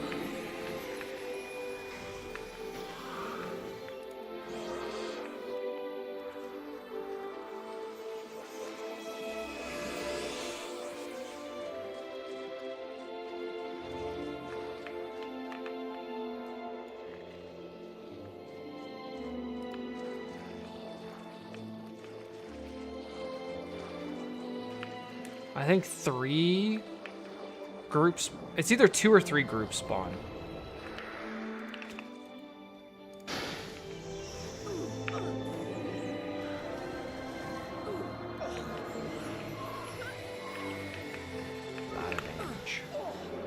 Oh my gosh, I got hit for 125 from that chain lightning. Woof.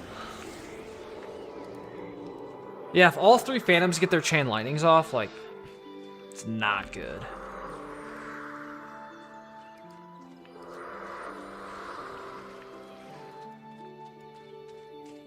I can't remember if there's one more group or if it's just the 2. It might just be the 2 groups of phantoms. Nope, there's a 3rd group. And it helps to spread out, because if they use chain lightning and you're not near another person, it can't jump. The lightning can't jump to another party member.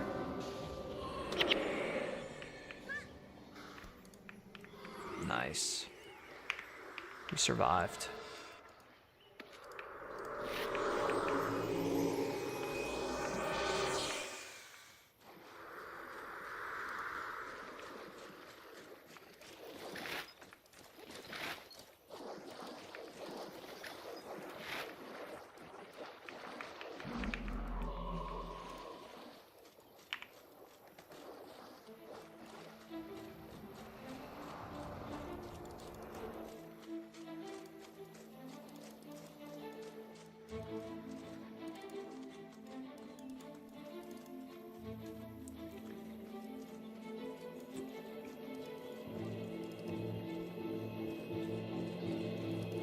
Alright, we gotta go turn this back into the guy who we saved the pig for. And then that'll be the bonus.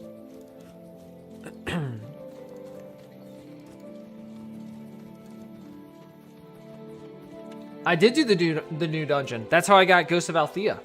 I did the dungeon in pre-searing to get Devona, and I did the post-searing dungeon, and I did it with just henchmen. So I didn't even have like high-level characters carry me through it either.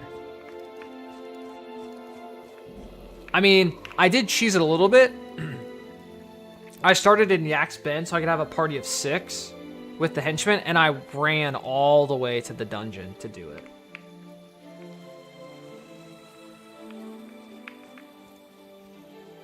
Boom, bonus complete.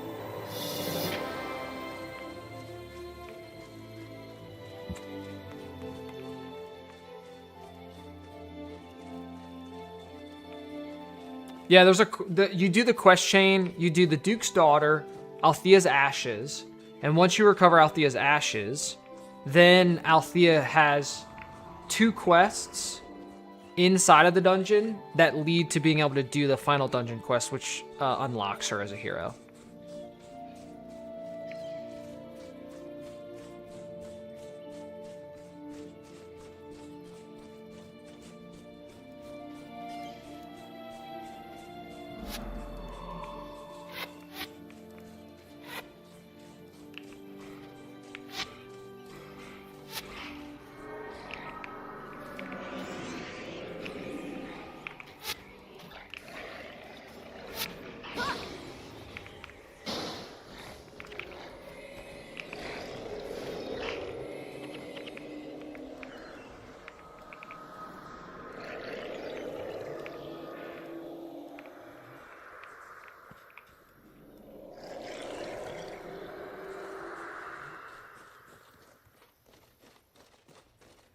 I don't know how I feel about the increased rewards from like an experience perspective.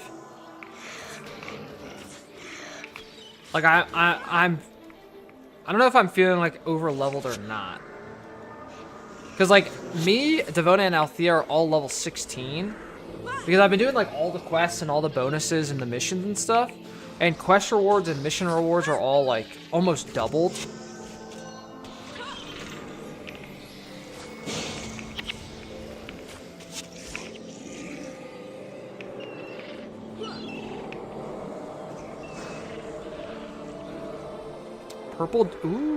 Purple Deadly Cesta. Death Magic. Ugh, just energy +3. Weak sauce.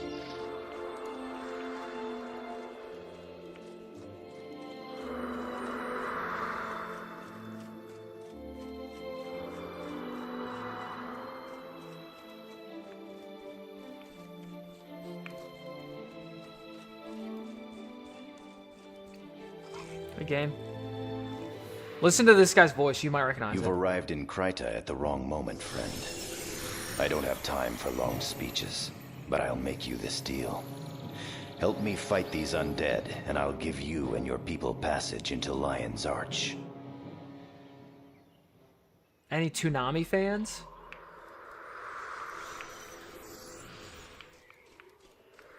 Yeah, you can play with other people. I mean, there's no like formal rule against that. The biggest thing is you can't trade with them. You have to be I mean, you're completely self-found. You can't use any of the merchants that sell like runes or insignias or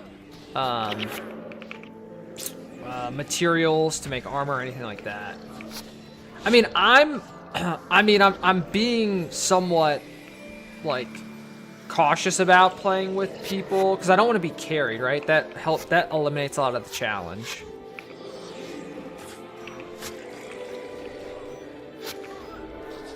So I'm mainly going to be relying on henchmen and heroes because then as I start to rely more on heroes, they're restricted in the sense of they only have access to skills I've unlocked. So So I actually have to go get the skills that I want to be able for my heroes and stuff to use.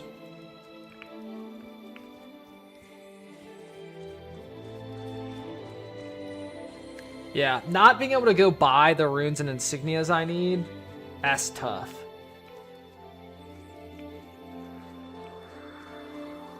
Yeah, I don't mind playing with other Melandum. What are people call? I've heard people call it Mad Sea characters. Melandra's Accord, Dumb's Covenant. Melandum works though.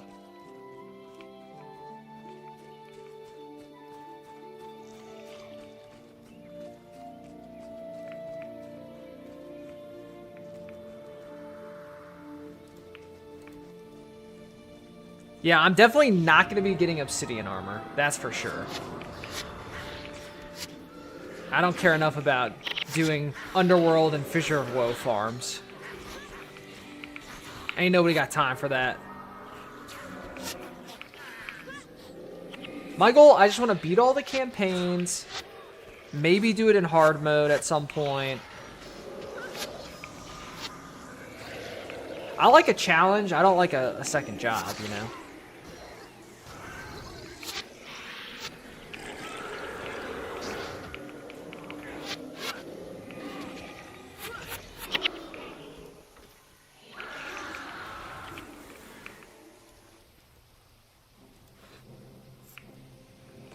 If I wanted to farm like Underworld and Fissure Roll, I probably would need to be a different class. I don't think Necro has farms for that sort of stuff.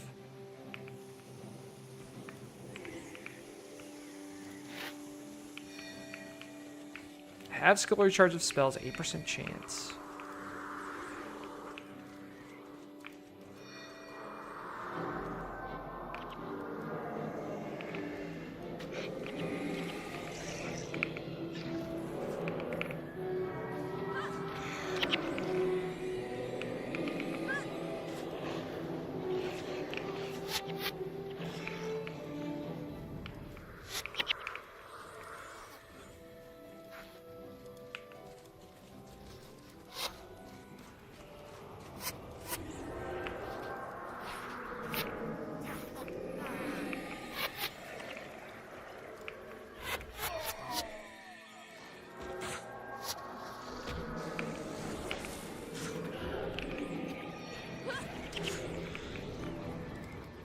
Picking up the ore emblems because one, I think they salvage into dust. No, probably cloth. I also don't know if there's any good collectors that need it.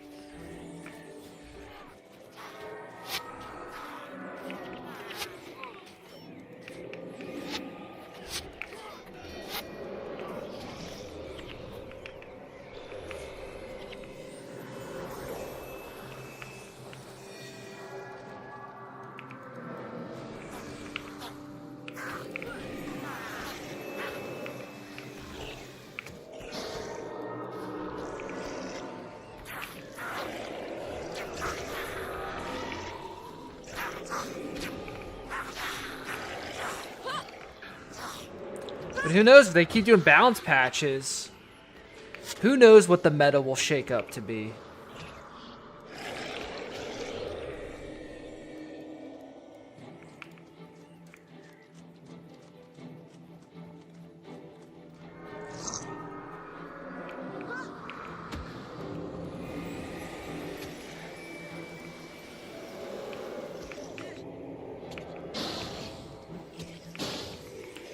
Okay, there's this big meme in the Guild Wars franchise that horses don't exist. Because there's no horses in the game. And there's no horses in Guild Wars 2 either. But there's Necrid horsemen, right? So there were horses at some point. Look what he's riding.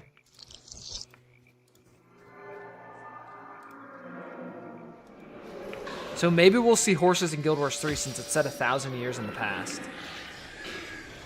Before all the horses got turned into Necrid riders.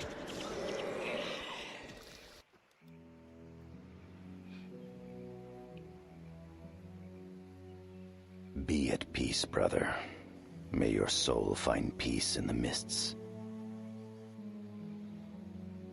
Your bravery is unquestionable. Your honor unmatched. On behalf of the White Mantle, I thank you greatly for your service. Our founder, Saul D'Alessio himself, would have been proud to call you his friends. As promised, your request for entrance to Lion's Arch has been granted. You and your fellow Ascalons are welcome here. Come, I will escort you to town personally. We will make sure you receive a proper reception.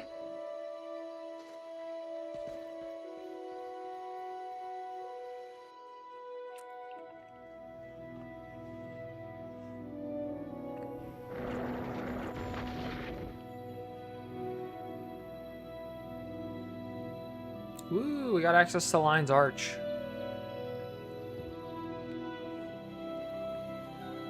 Yeah, Tabby, I always wished that we could have gotten to Lion's Arch. The White Mantle armor. But alas, it was never available.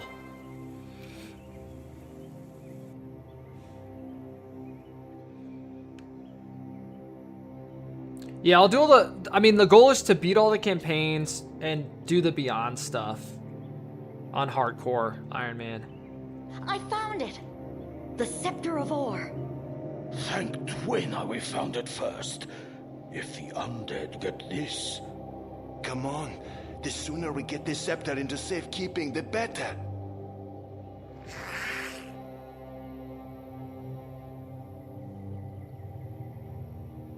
Uh-oh. Ah! Help! The undead! We're under attack! We can't let them get the scepter. Make haste to the Temple of Tolerance. Take the scepter to Confessor Dorian. We'll hold back the undead for as long as we can. But... Just go!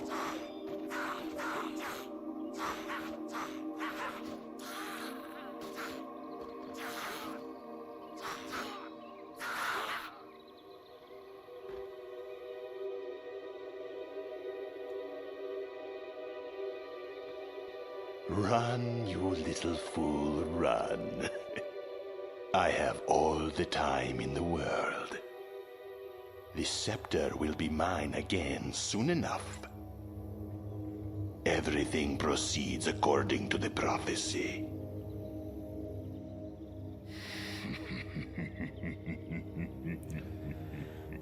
Yeah, artisans are going to be important. Because they basically take common crafting materials to make into, like, rare crafting materials, right?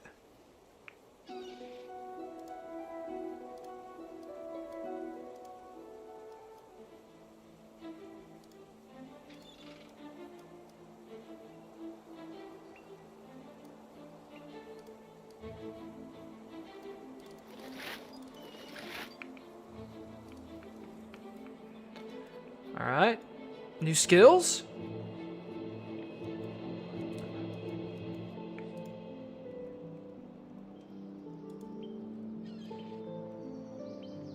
Nothing. Rip.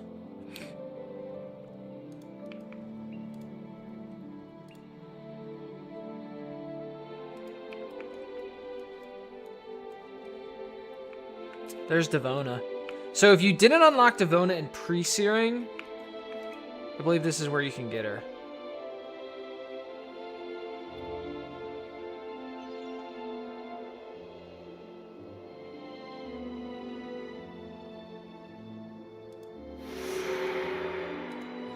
But since we already have her, we just get 100 experience.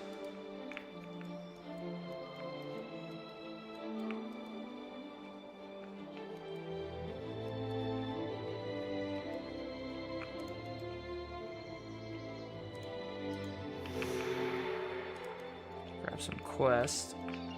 Alright, Magi Malaquire teaches us about signets of capture.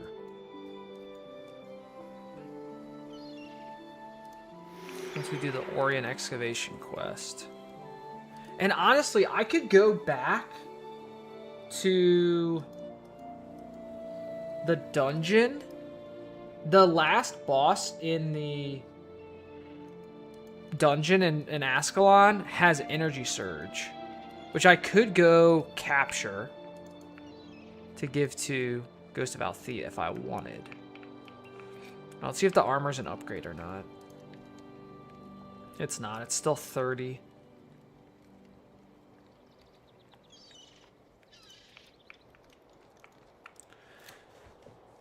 New hammer, though? No. 17 to 32. Much bigger damage range.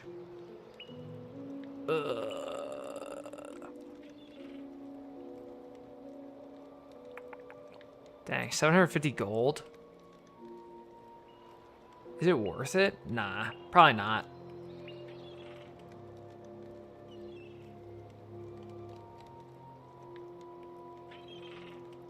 Man, that's expensive. 9 iron, 6 wood, 1 steel, plus 750 gold for a not even max damage hammer. I think she'll be fine with this.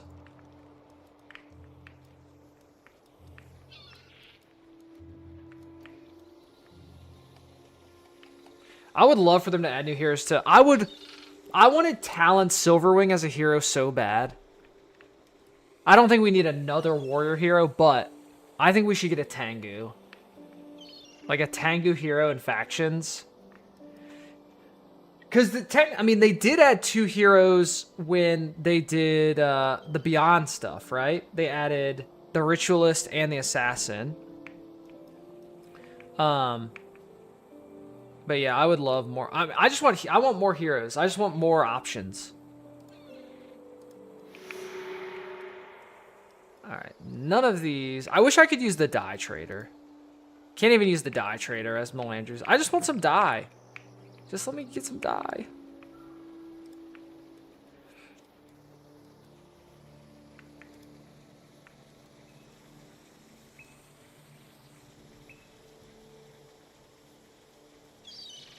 Oh, this is for Eye of the North. So, I'm thinking... for this challenge, I'm gonna go in chronological order. So like, I'm not gonna hop over to Nightfall or Eye of the North to unlock people to use earlier in the game.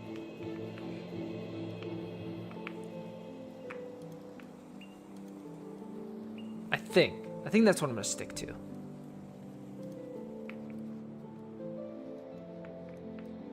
So I guess the question is, when I walk outside and there's a golem as a hero available, do we pick him up? I mean, we don't have any dervish skills, so it doesn't really matter, right? There's Mox. I mean, we'll grab him. He doesn't have any good skills. And we don't have any dervish skills unlocked, so... I doubt we'll add him to our party. Alright, do the look at Lang or okay, Maraba's farm.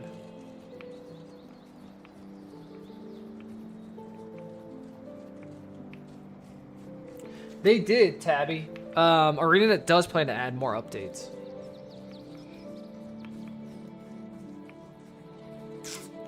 Mox, no. Mox is Dervish primary. It's only, is it Razu is his name? That you can change his primary. Mox's color on his body changes when he uses, like, the avatar. Like the Dervish avatar forms. I don't think they... Unless it's changed, that Mox can be different primaries. Raza. Yeah, Raza you can change primaries on. Of course, all his animations are ritualist animations.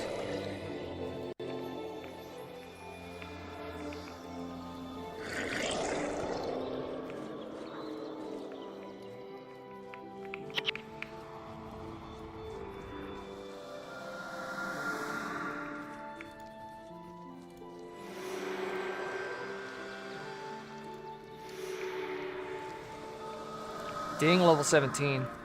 Let's go.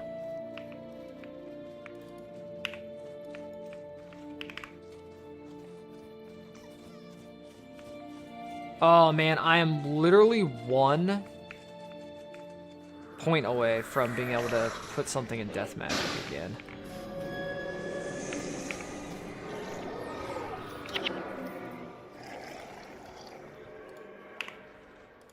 I'm gonna do the Orient excavation quest so that we can get a signet of capture. And there's also another quest over this way. Like literally in the swamp.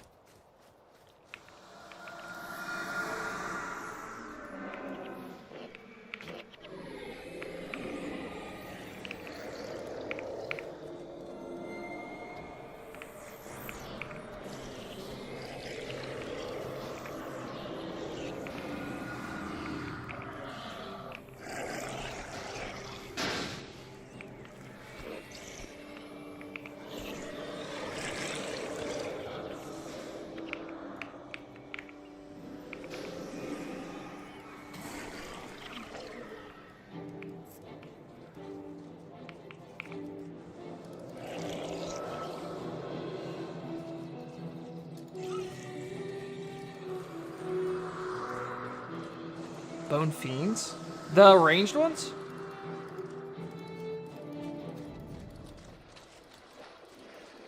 They're prophecies, aren't they? I mean, I know that they're prophecies, but I don't know where I unlock them. I'm sure I'll get to them eventually.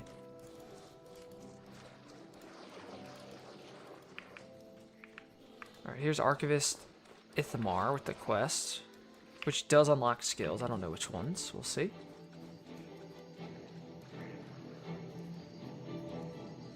Mantra of Lightning and Dark Aura. Probably nothing I'm going to use, but that's okay. Yeah, Bone Fiends are in Prophecies. They're a Prophecy skill.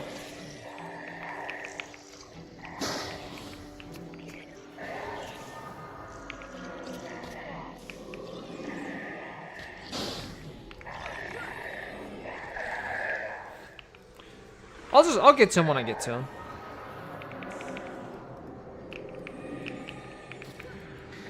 I gotta have some sense of wonder with my mind failing and forgetting things.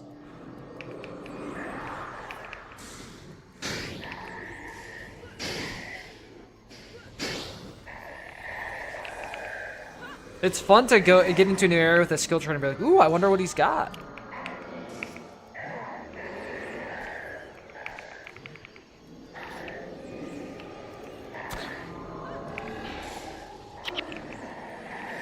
Ding, Devona just hit 17. Oh, don't need. This is...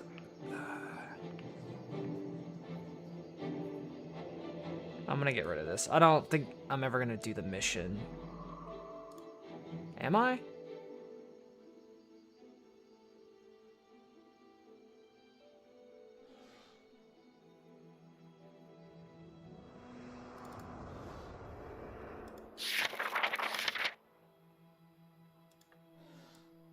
I can always get another one. I can't give up the inventory space to carry that around.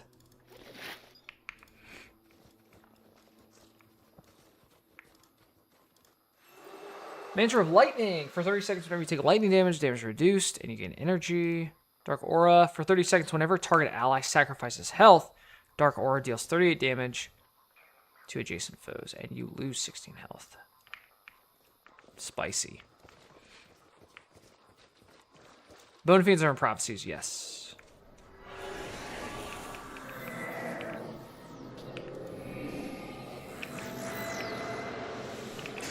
The Vampiric ones are factions, and the Elite Golem is factions.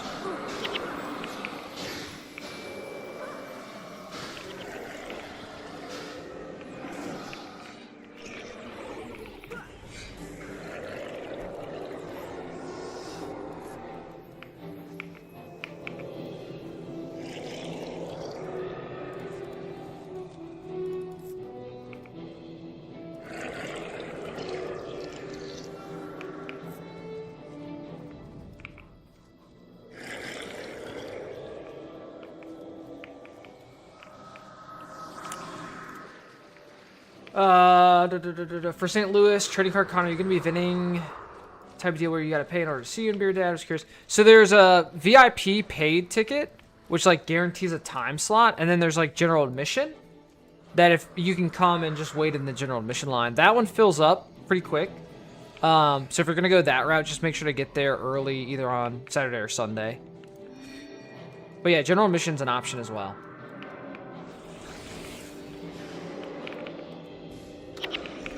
It's usually only about 5 or so groups of general admission per hour, because we limit it to about 20 groups an hour, maybe a little less.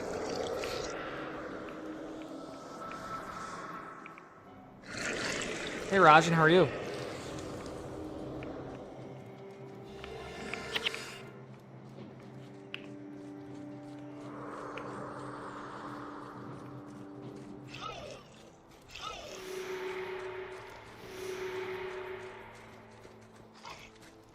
Then we'll go over to the Ascalon. I always thought the Ascalon settlement should have been an outpost. I still think it should be.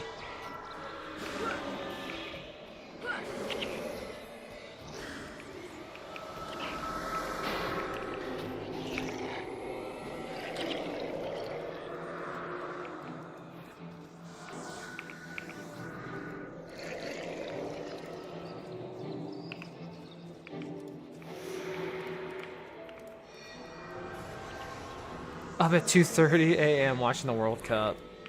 That's dedication.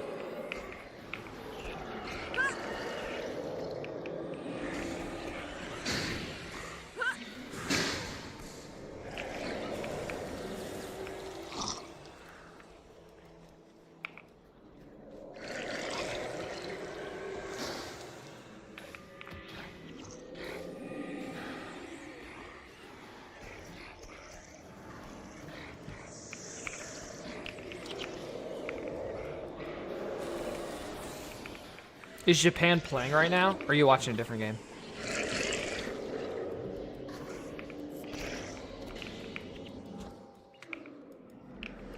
This beach is so bright. I'm like, ugh.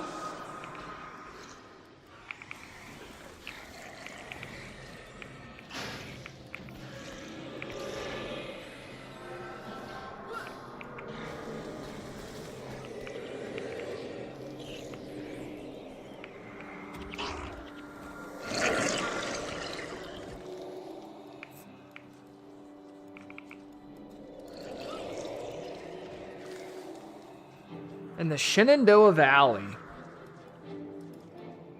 I don't know. You're testing my geography skills. What states are we talking about?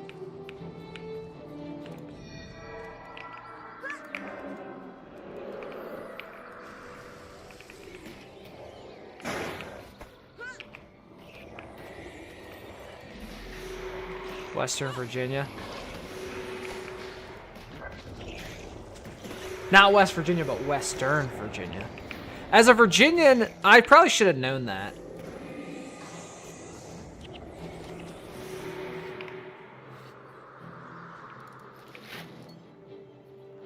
How many of these do we need? Oh, we're good. We have enough tablets. I'll pick up the gold, though.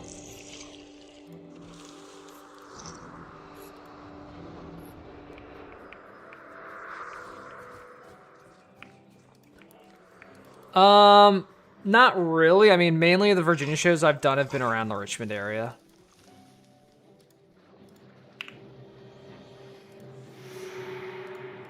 All right, let's go over to the Ascalon settlement.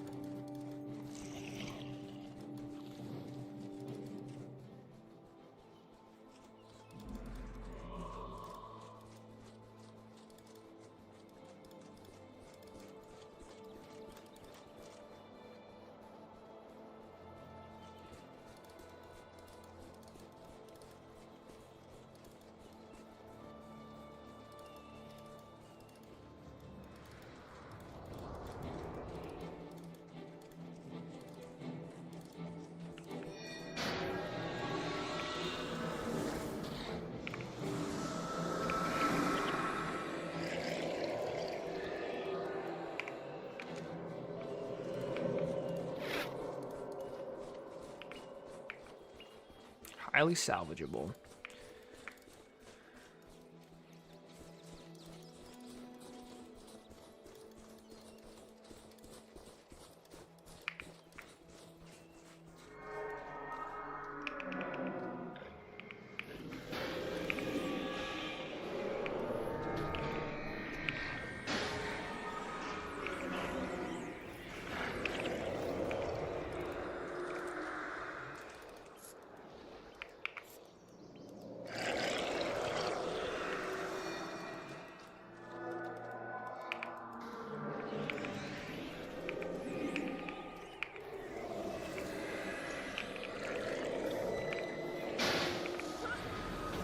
I'm pretty sure there's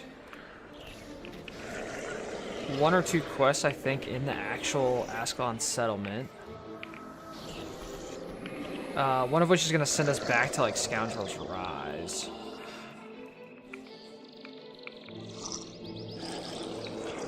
Which we probably don't need to run all the way over there to do.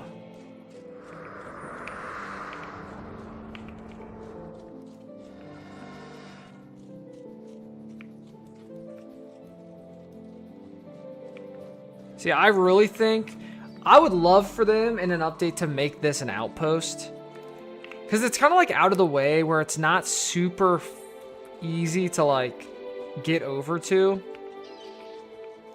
It'd be a nice little break spot.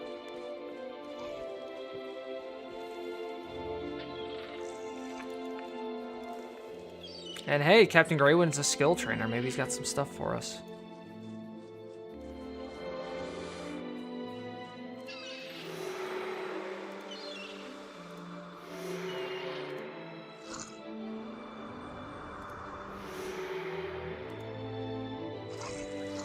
Let's see what we've got. Inspiration magic stance for once. The next time you would be interrupted, you're not interrupted.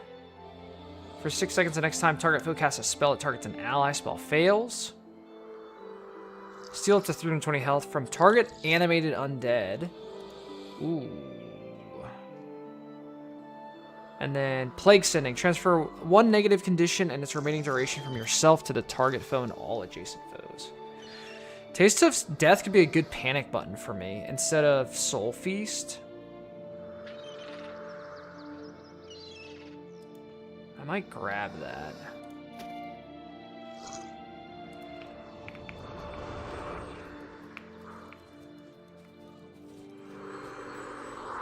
Because right now, Soul Feast is dependent on there being an available corpse.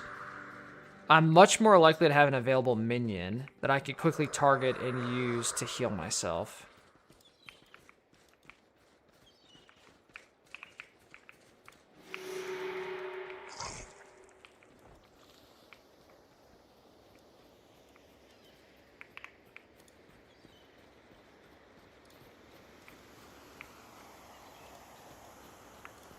Farmer Dirk. Leech Signet and Blood Ritual.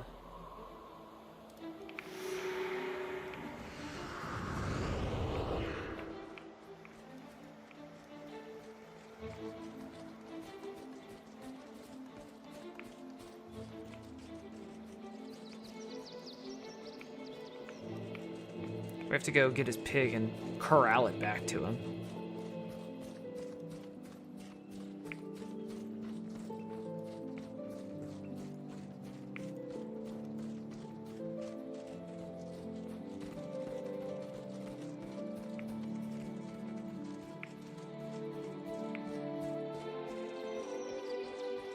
Surprise, win and hold.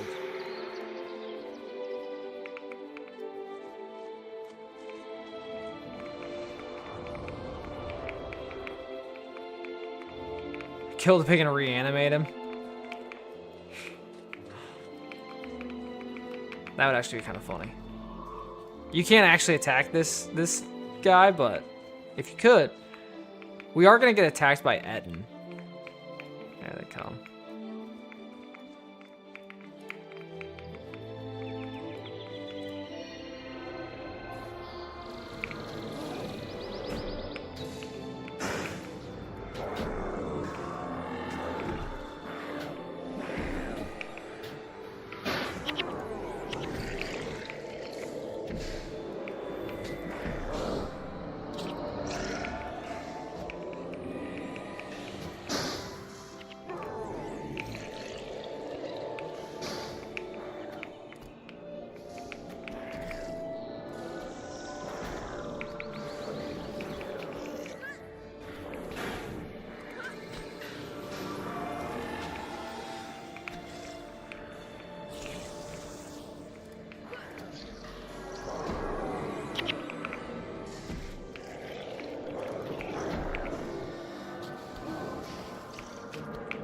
If you don't kill them quick enough, they come too fast, and all of a sudden you've got all these Ettins, and you can't deal with the damage. We're fine. I think that was the last group.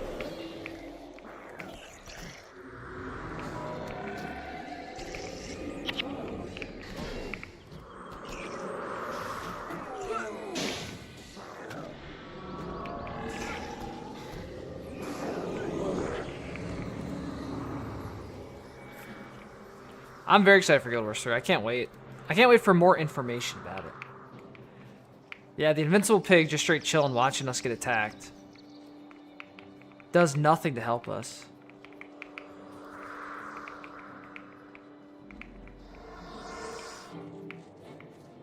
Meanwhile, we're trying to spook him all the way back to his owner.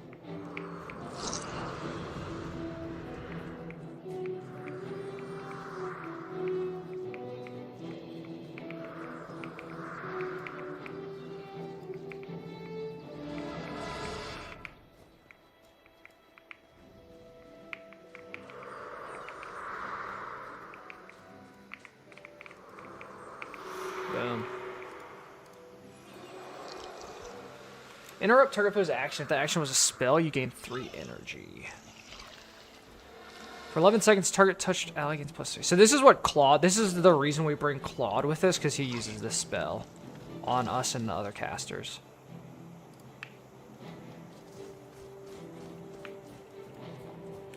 The Leech Signet might actually be good on Althea for another interrupt. Maybe take away either feast. I don't think she needs the additional self-heal.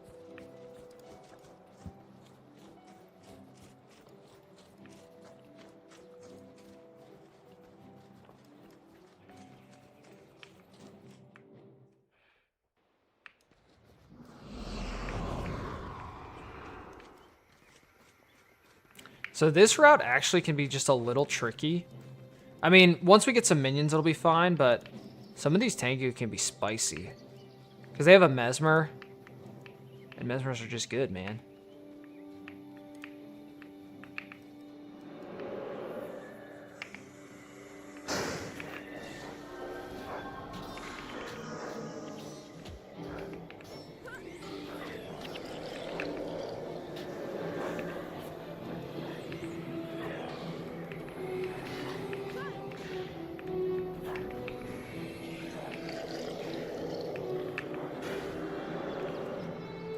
Yeah, because they have Cry of Frustration.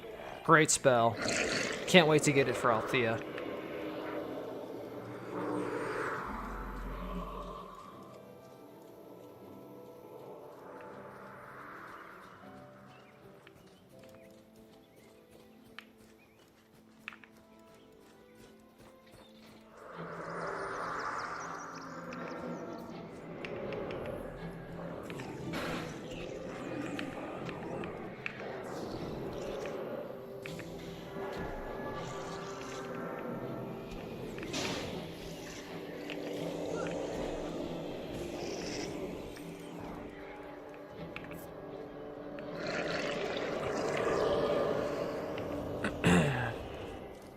Alright, so there should be a mission turn-in over here. Blankets for the settlers.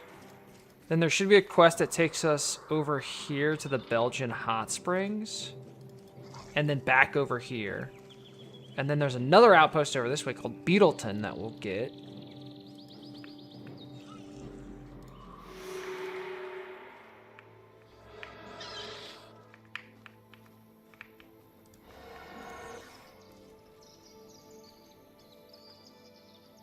Blood of the Master. That's actually a spell that heals our minions at the cost of our own health.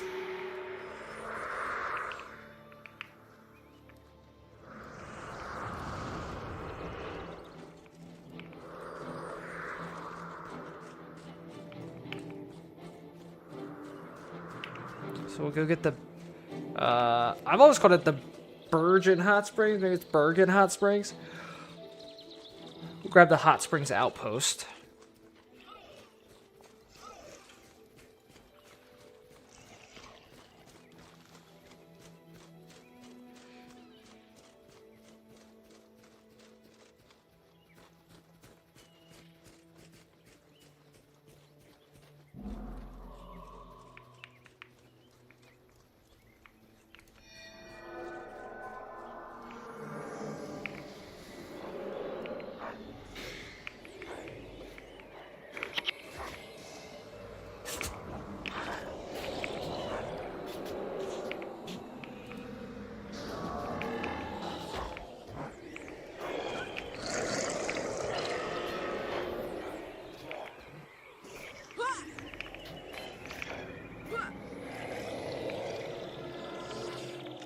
Try to get a little minion army up here for the next group, and then we can steamroll.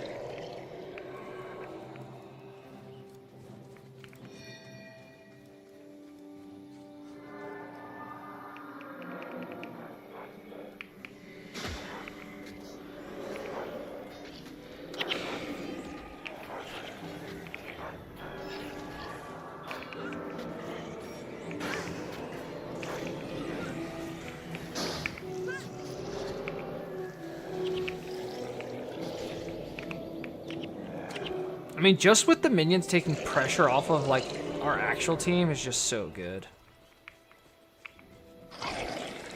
When enemies target them with, like, hexes and stuff. Love that.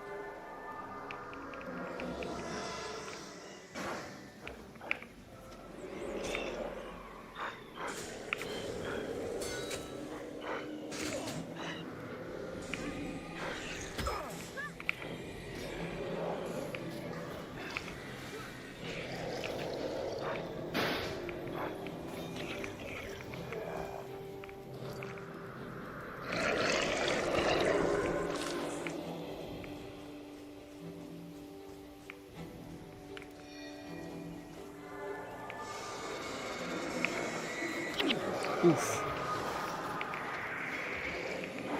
That AoE interrupt, so good.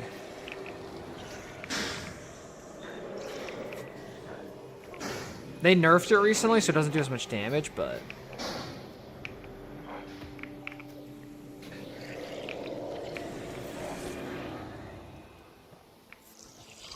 Mesmers went from, like, S+++ tier just to regular S tier.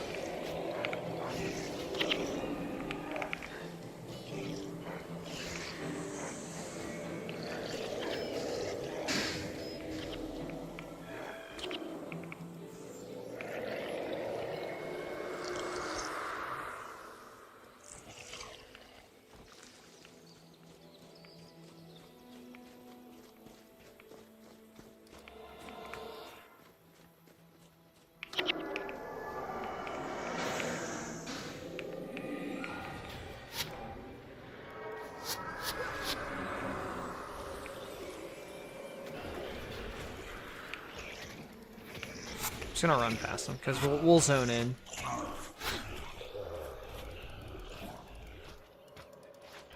Like to play fast and loose with my health. All right, got Bergen Hot Springs. I think there's an armor here with like armor upgrades.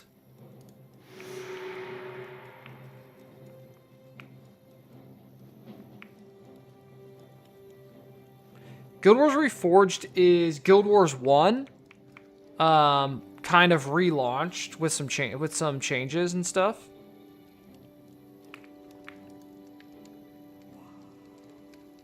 So this armor's 39, so that's a 30% increase to our current armor. Question is it enough to justify using our limited resources? That is the key.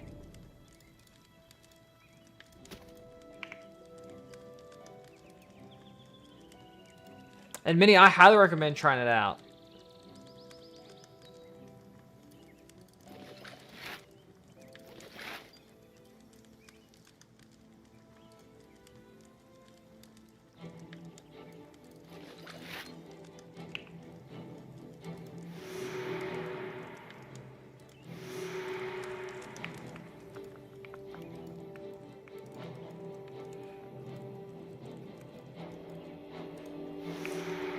Which Guild Wars do I like the most? I grew up with Guild Wars 1, so I like Guild Wars 1 over Guild Wars 2. Guild Wars 2 is still a good game. But my preference is Guild Wars 1. Okay, so 2020 Illusion offhand. For 4 Mirgor, that's actually not bad.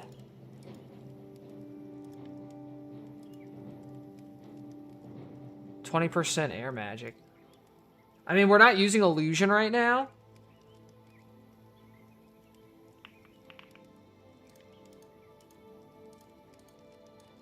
On Althea, but eventually we're gonna want an illusion mesmer with like ineptitude. I mean, the energy +8. I think max plus energy is +12 on the offhand. Is it +12 or +15? I don't remember. I think it's +12.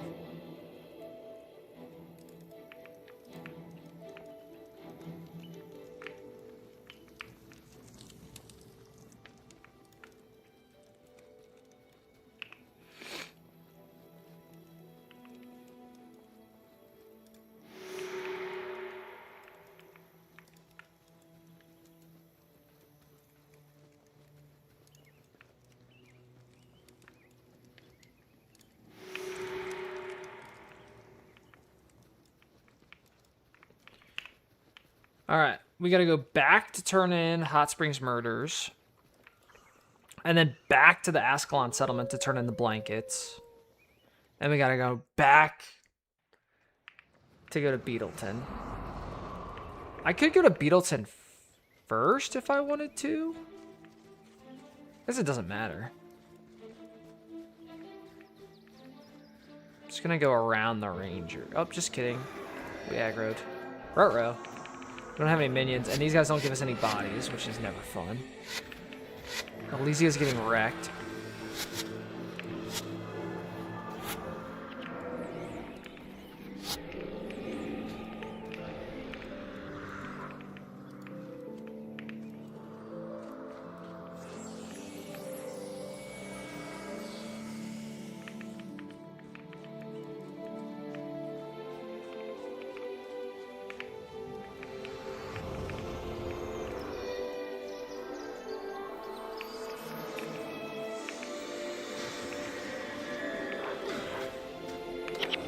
Start getting some minions up.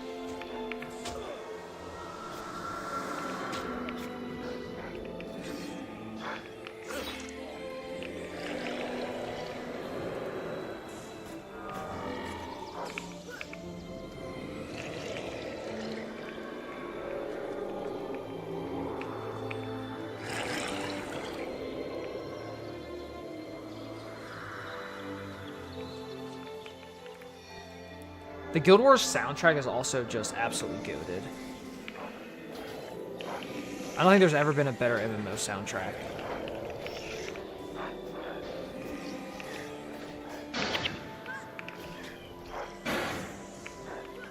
Hey, Glitter. Did you get some food?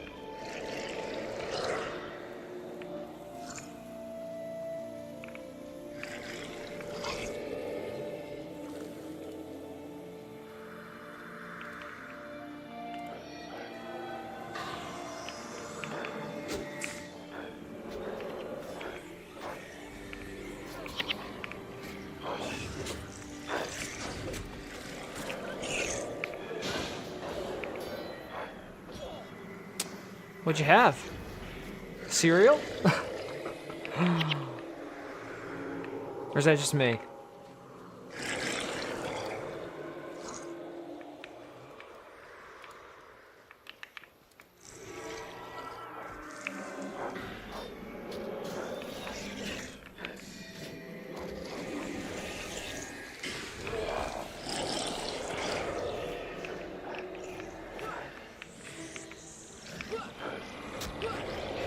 Love the Final Fantasy soundtrack.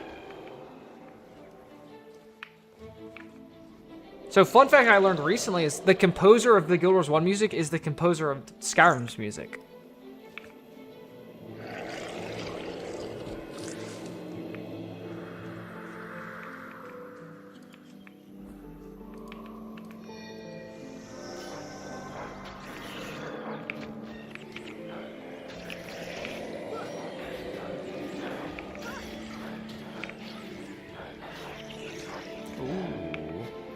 Love to see that drop. Potential rune insignia.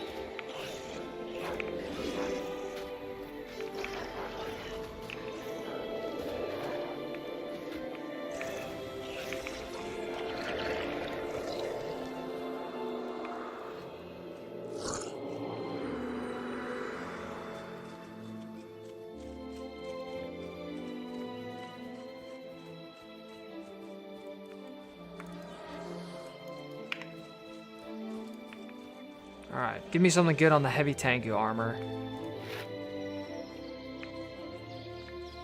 Ooh, Prodigies is actually, like, meta.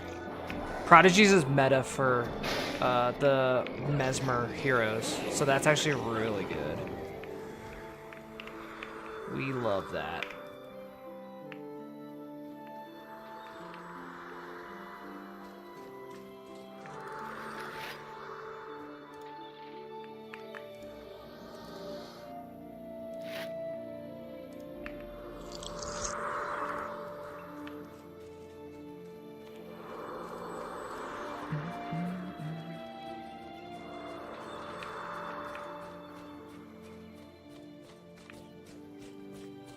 Oh yeah, feathers are great.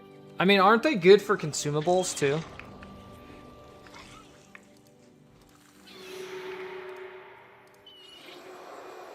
Alright, Illusion of Weakness, you lose 50 health. Illusion of Weakness ends if damage drops your health below 25%. When Illusion of Weakness ends, you gain 50 health. Blood of the Master, all of your undead allies are healed for 93 health. You sacrifice an additional 2% maximum health per minion healed in this way. That can be a little spicy.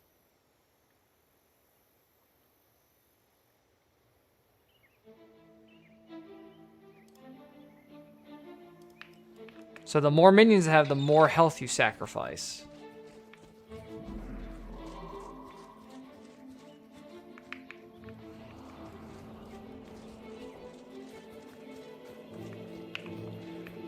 Alright, blankets for the settlers.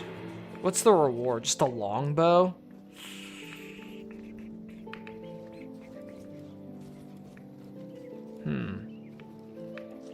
Do I care about running all the way back to turn this in for just 500 experience and 100 gold? Let me just go get Beetleton first, and then I'll make that decision. I don't know if I care about it to run all the way back. I don't really need the experience right now. Hey, new guy.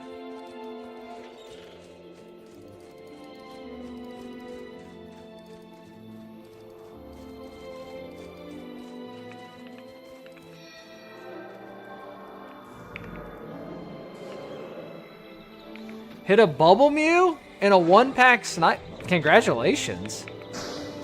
That's big. I opened 2 booster bundles of Paldean Fates yesterday and hit nothing. I think I hit 2 baby shinies.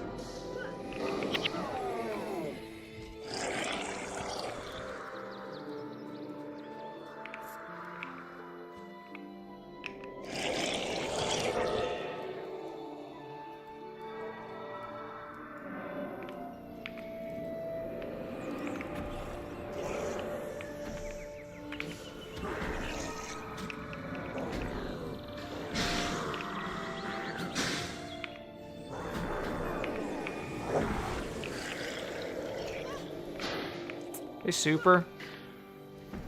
I'm doing well. How are you, man?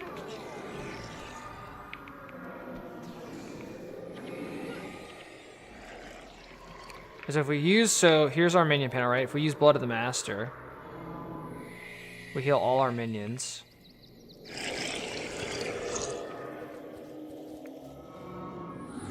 But we sacrifice a lot of our own health.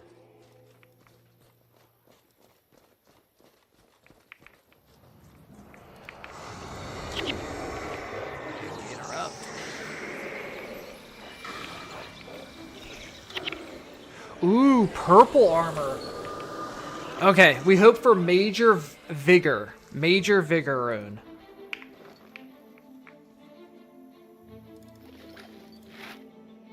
Dang. Stormbound insignia. Trash. Major Beast Mastery. Trash.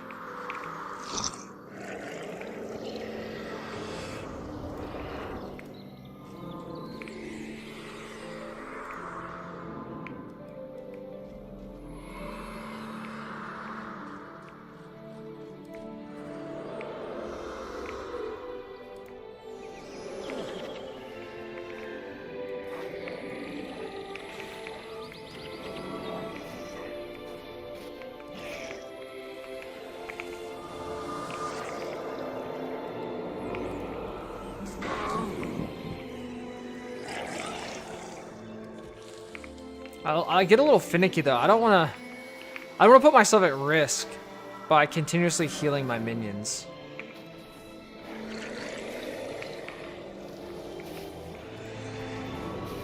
Maybe while I've got full health, I will. Don't want to get myself into a precarious position, you know?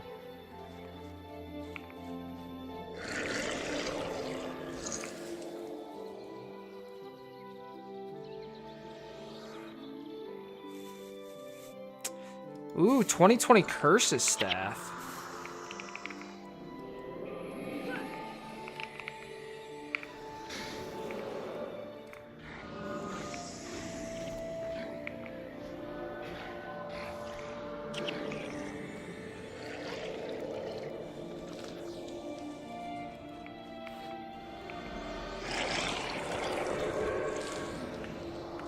Alright, there's Beetleton. Just gonna run past that guy.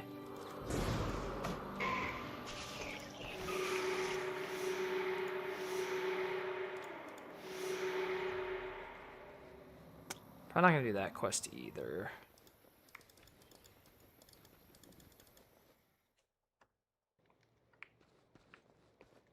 Prefer quests that give me new skills.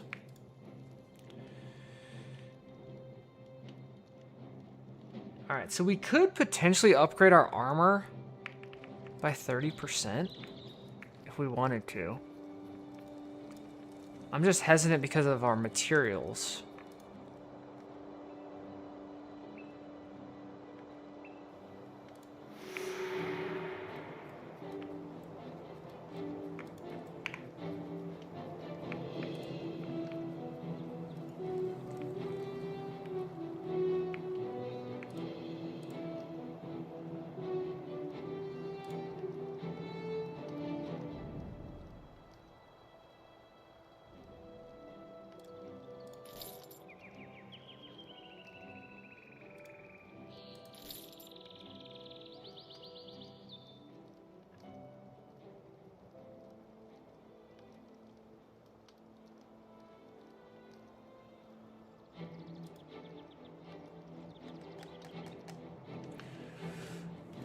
Rip, absolutely. I'm very excited for Guild Wars 3. I'm also very excited that they're putting new content in Guild Wars 1 and making skill adjustments and meta changes. Have I played Crisis Core? Back in the day, like on PlayStation 2.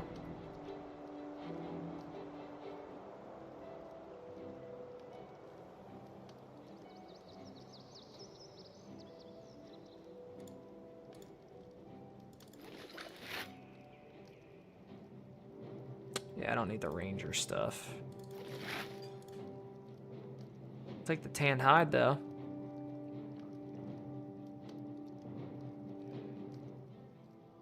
Ironman's good. It's fun. I mean, it's definitely a challenge. I mean, the Dumb's Covenant is fine. I mean, Dumb's Covenant is basically just don't die, right? Melangers is what's actually challenging, which is like, you can't access your bank. You can't buy materials from the material merchant. You can't buy runes or insignias. You have to find everything yourself, like that sort of thing. Ooh, new skills? Question mark. Oh, what have we here? Oh, we can actually buy the Signet of Captures now. Yes! Cry of Frustration! That is big. That is big. Malign Intervention. For 16 seconds, target foe receives 20% less benefit from healing if target foe dies while hexed with Malign Intervention. A level 13 Masterless Bone Horror summoned. Rigor Mortis. For 8 seconds, target foe cannot block. Touch of Agony. Target touched foe takes 38 shadow damage. Arcane Echo. Arcane Echo... Would I use that at some point? Not sure. Maybe. I'm pumped about Cry of Frustration. That is big. We're going to go ahead and replace either Feast. That's an AoE damage and interrupt. That's huge.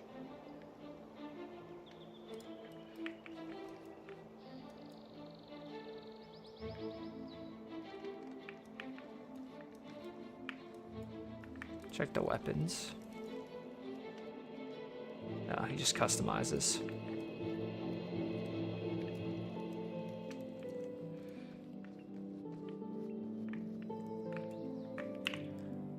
Alright, we're gonna do the undead hordes.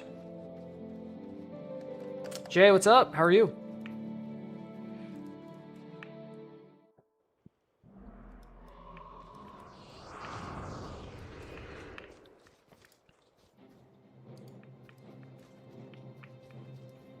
Hey, thanks for the 200 jewels, the flow state.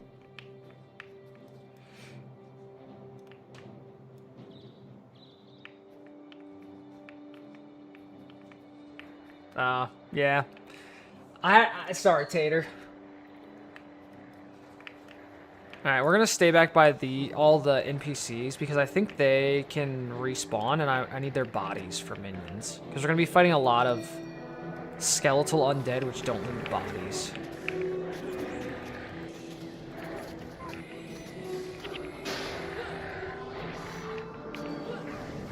Oh no, those aren't duels.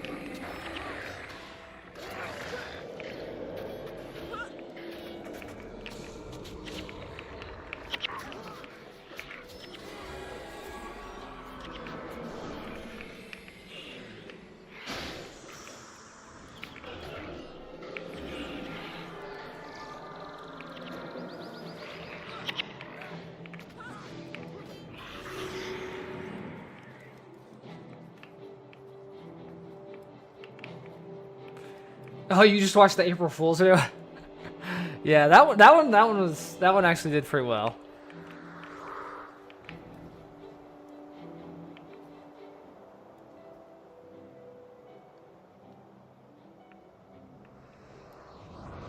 We're waiting for the next round of undead.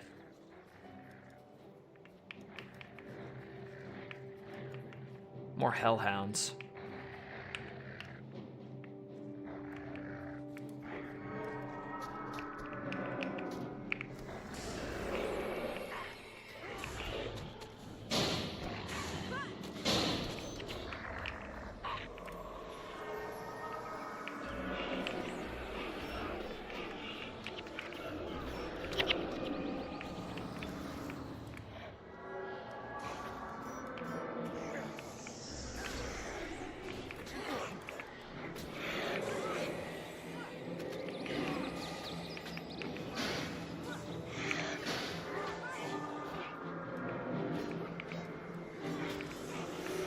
I mean, maybe we don't even need minions.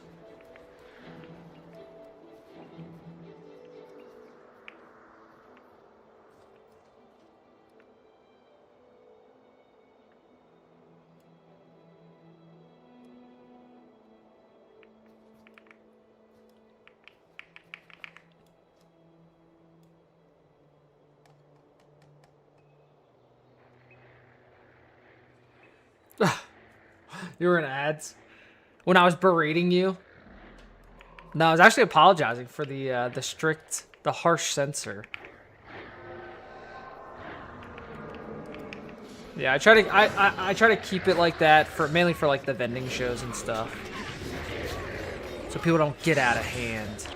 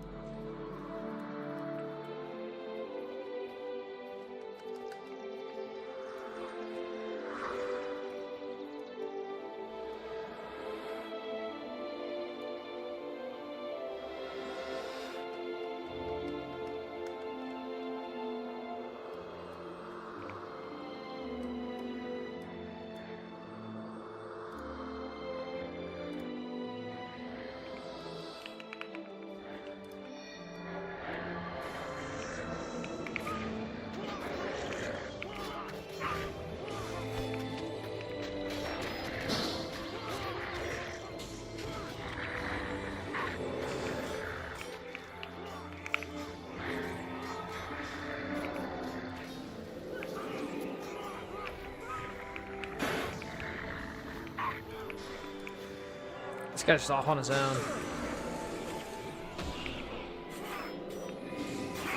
Uh-oh, now Devona's off on her own.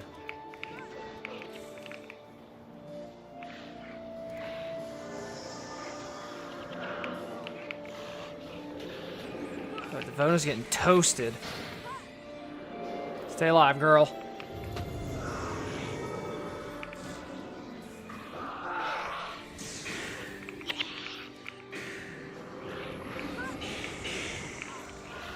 Ooh, our first gold drop.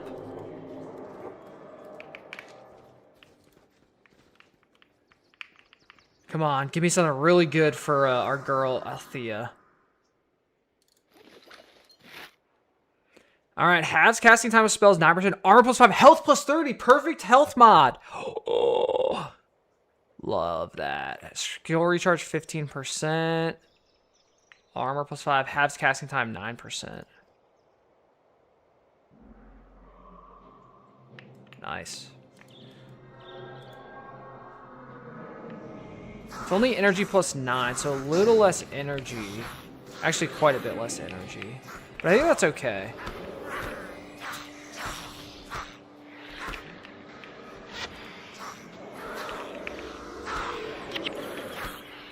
Yeah, these guys. Oh no, our mage just died. Oh gosh. Oh no. We're actually struggling. Come on, squad. Oh, they're stealing the bodies. Oh, our healer's dead. Oh, no. Oh, no. I might have to roach, chat. I got distracted by the gold drop. Oh, yeah, we're done. We're done. It's me, Devona, and Althea left. Is it worth the risk? Nah. Devona's gonna die. Devona's dead. Nope. Oh, too risky. Oh, man, it's because we didn't... Maybe we could distract him with all these NPCs. Nah. It's not worth it. It's not worth it. We'll have to redo it.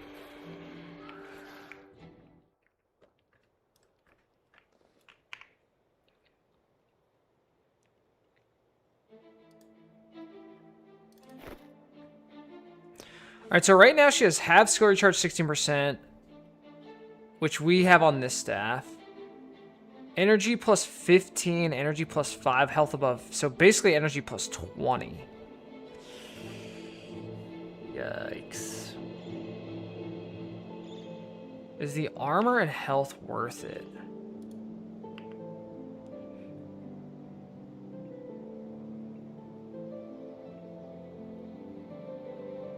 So she would give up 11 energy.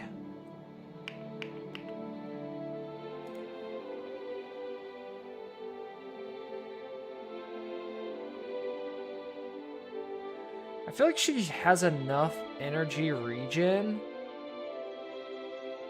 that it's not that big of an issue.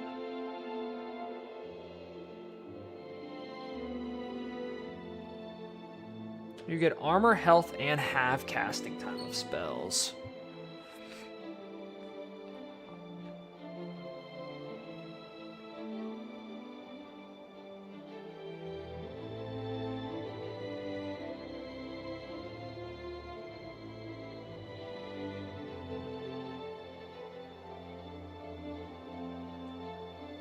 I think it's worth it. I think it's worth it.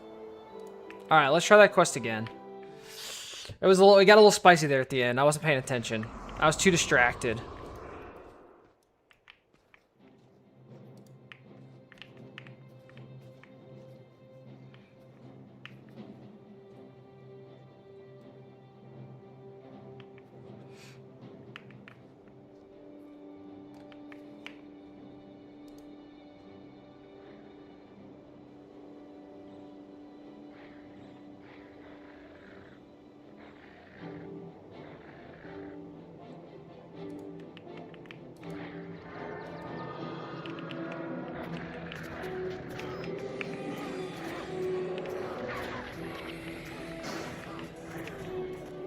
Let's close my inventory. Let's pay attention.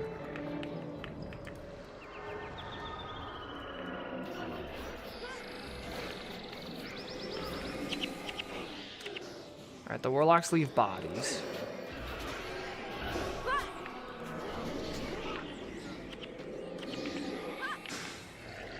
Nice, we got our summon off before he did.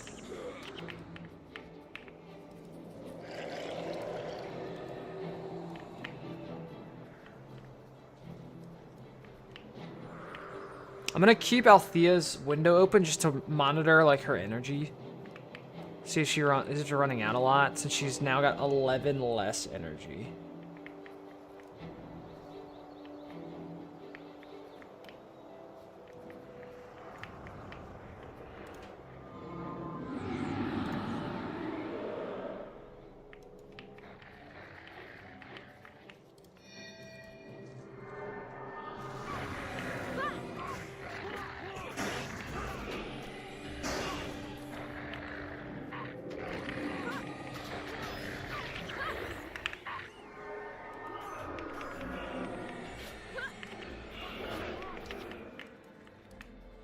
Alright, 2 more warlocks.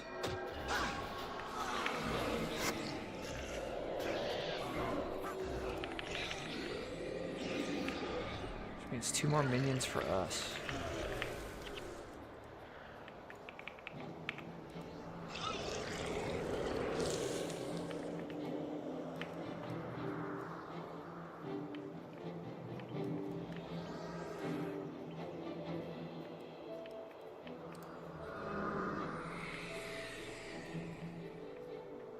Actually heal up our minions so we have them in between fights.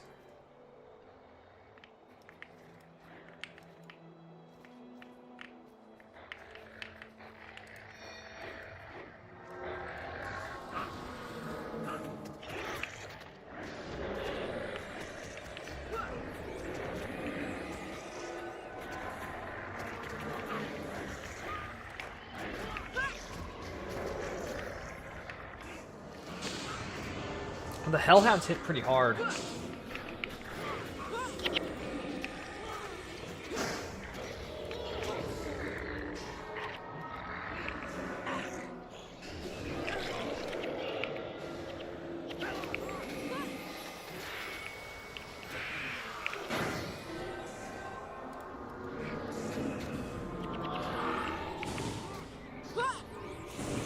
Well, let's scooch back.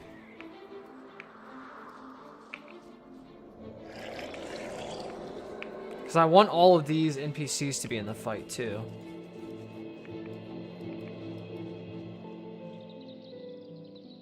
One, to distract the enemies. 2, to potentially die to give us corpses.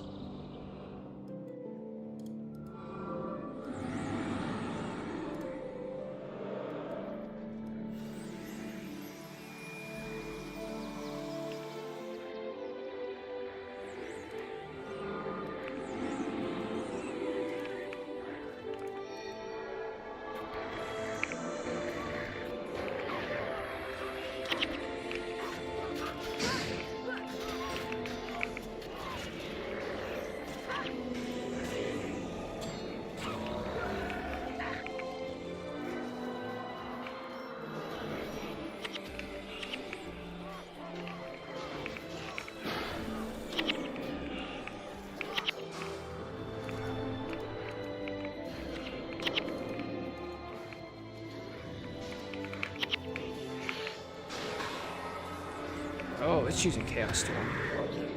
That hurt.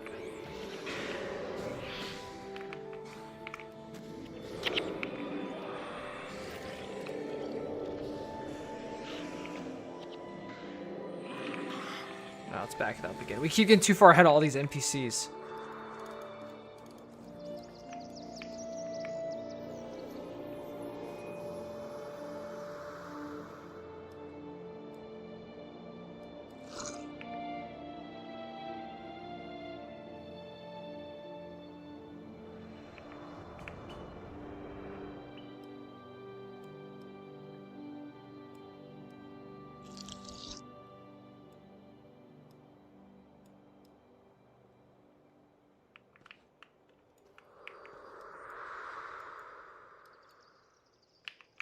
Alright, all these ghouls will give us bodies.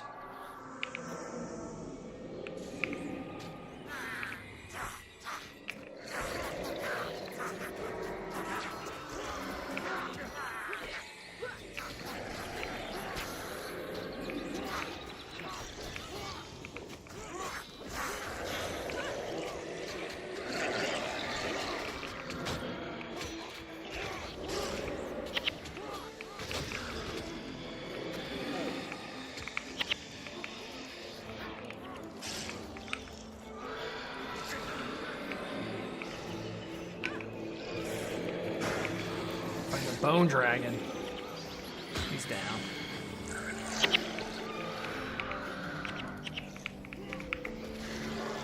Alright, that went way smoother than the first one. I think because we actually had all the NPCs with us that time.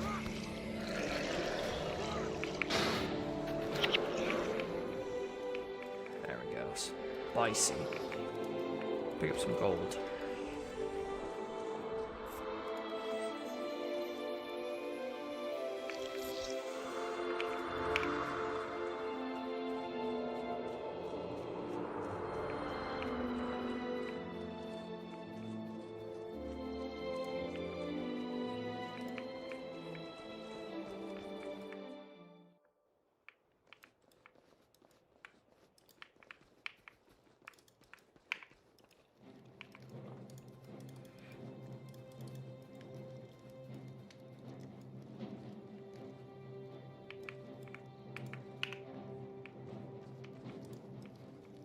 Oh, I was talking to the wrong guy.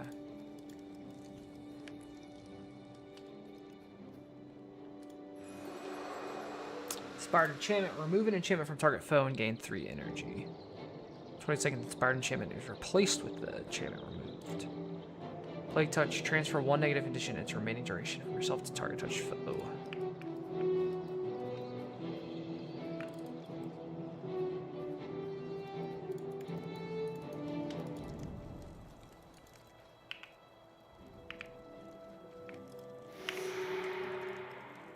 Back to Lion's Arch and turn this one in.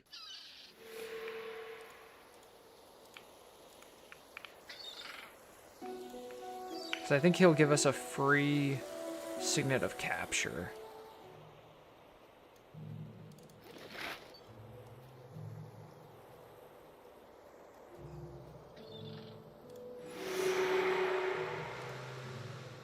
Nice.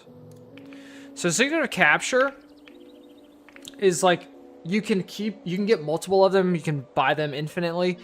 They're used to capture skills from bosses. So when you find an enemy that has like a colored aura around them, and usually they have a name, that is a boss. And when you kill them, you can then use Signet of Capture and take one of those skills that they have, and Signet of Capture becomes that skill permanently. And it's the only way to get elite skills is to capture them from bosses.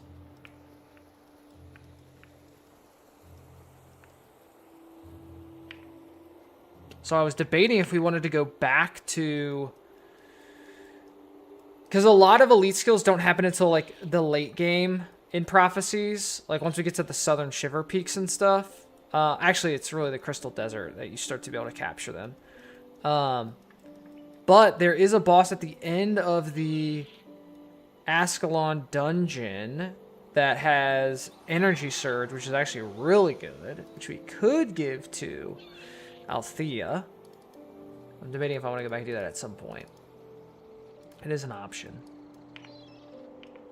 But I think that's where I'm going to take a break today, guys. I'm just getting a little, like, because I'm kind of under the weather. I'm kind of feeling a little run down, a little tired out. So I need to take a little breather. But appreciate you guys hanging out for the afternoon. Hope you have a wonderful rest of your Monday. Whether it's morning, evening, afternoon, or night. And I'll see you guys again probably tomorrow. I'm sure. Well, who knows? Maybe I'll be live later tonight. Maybe not. I don't know.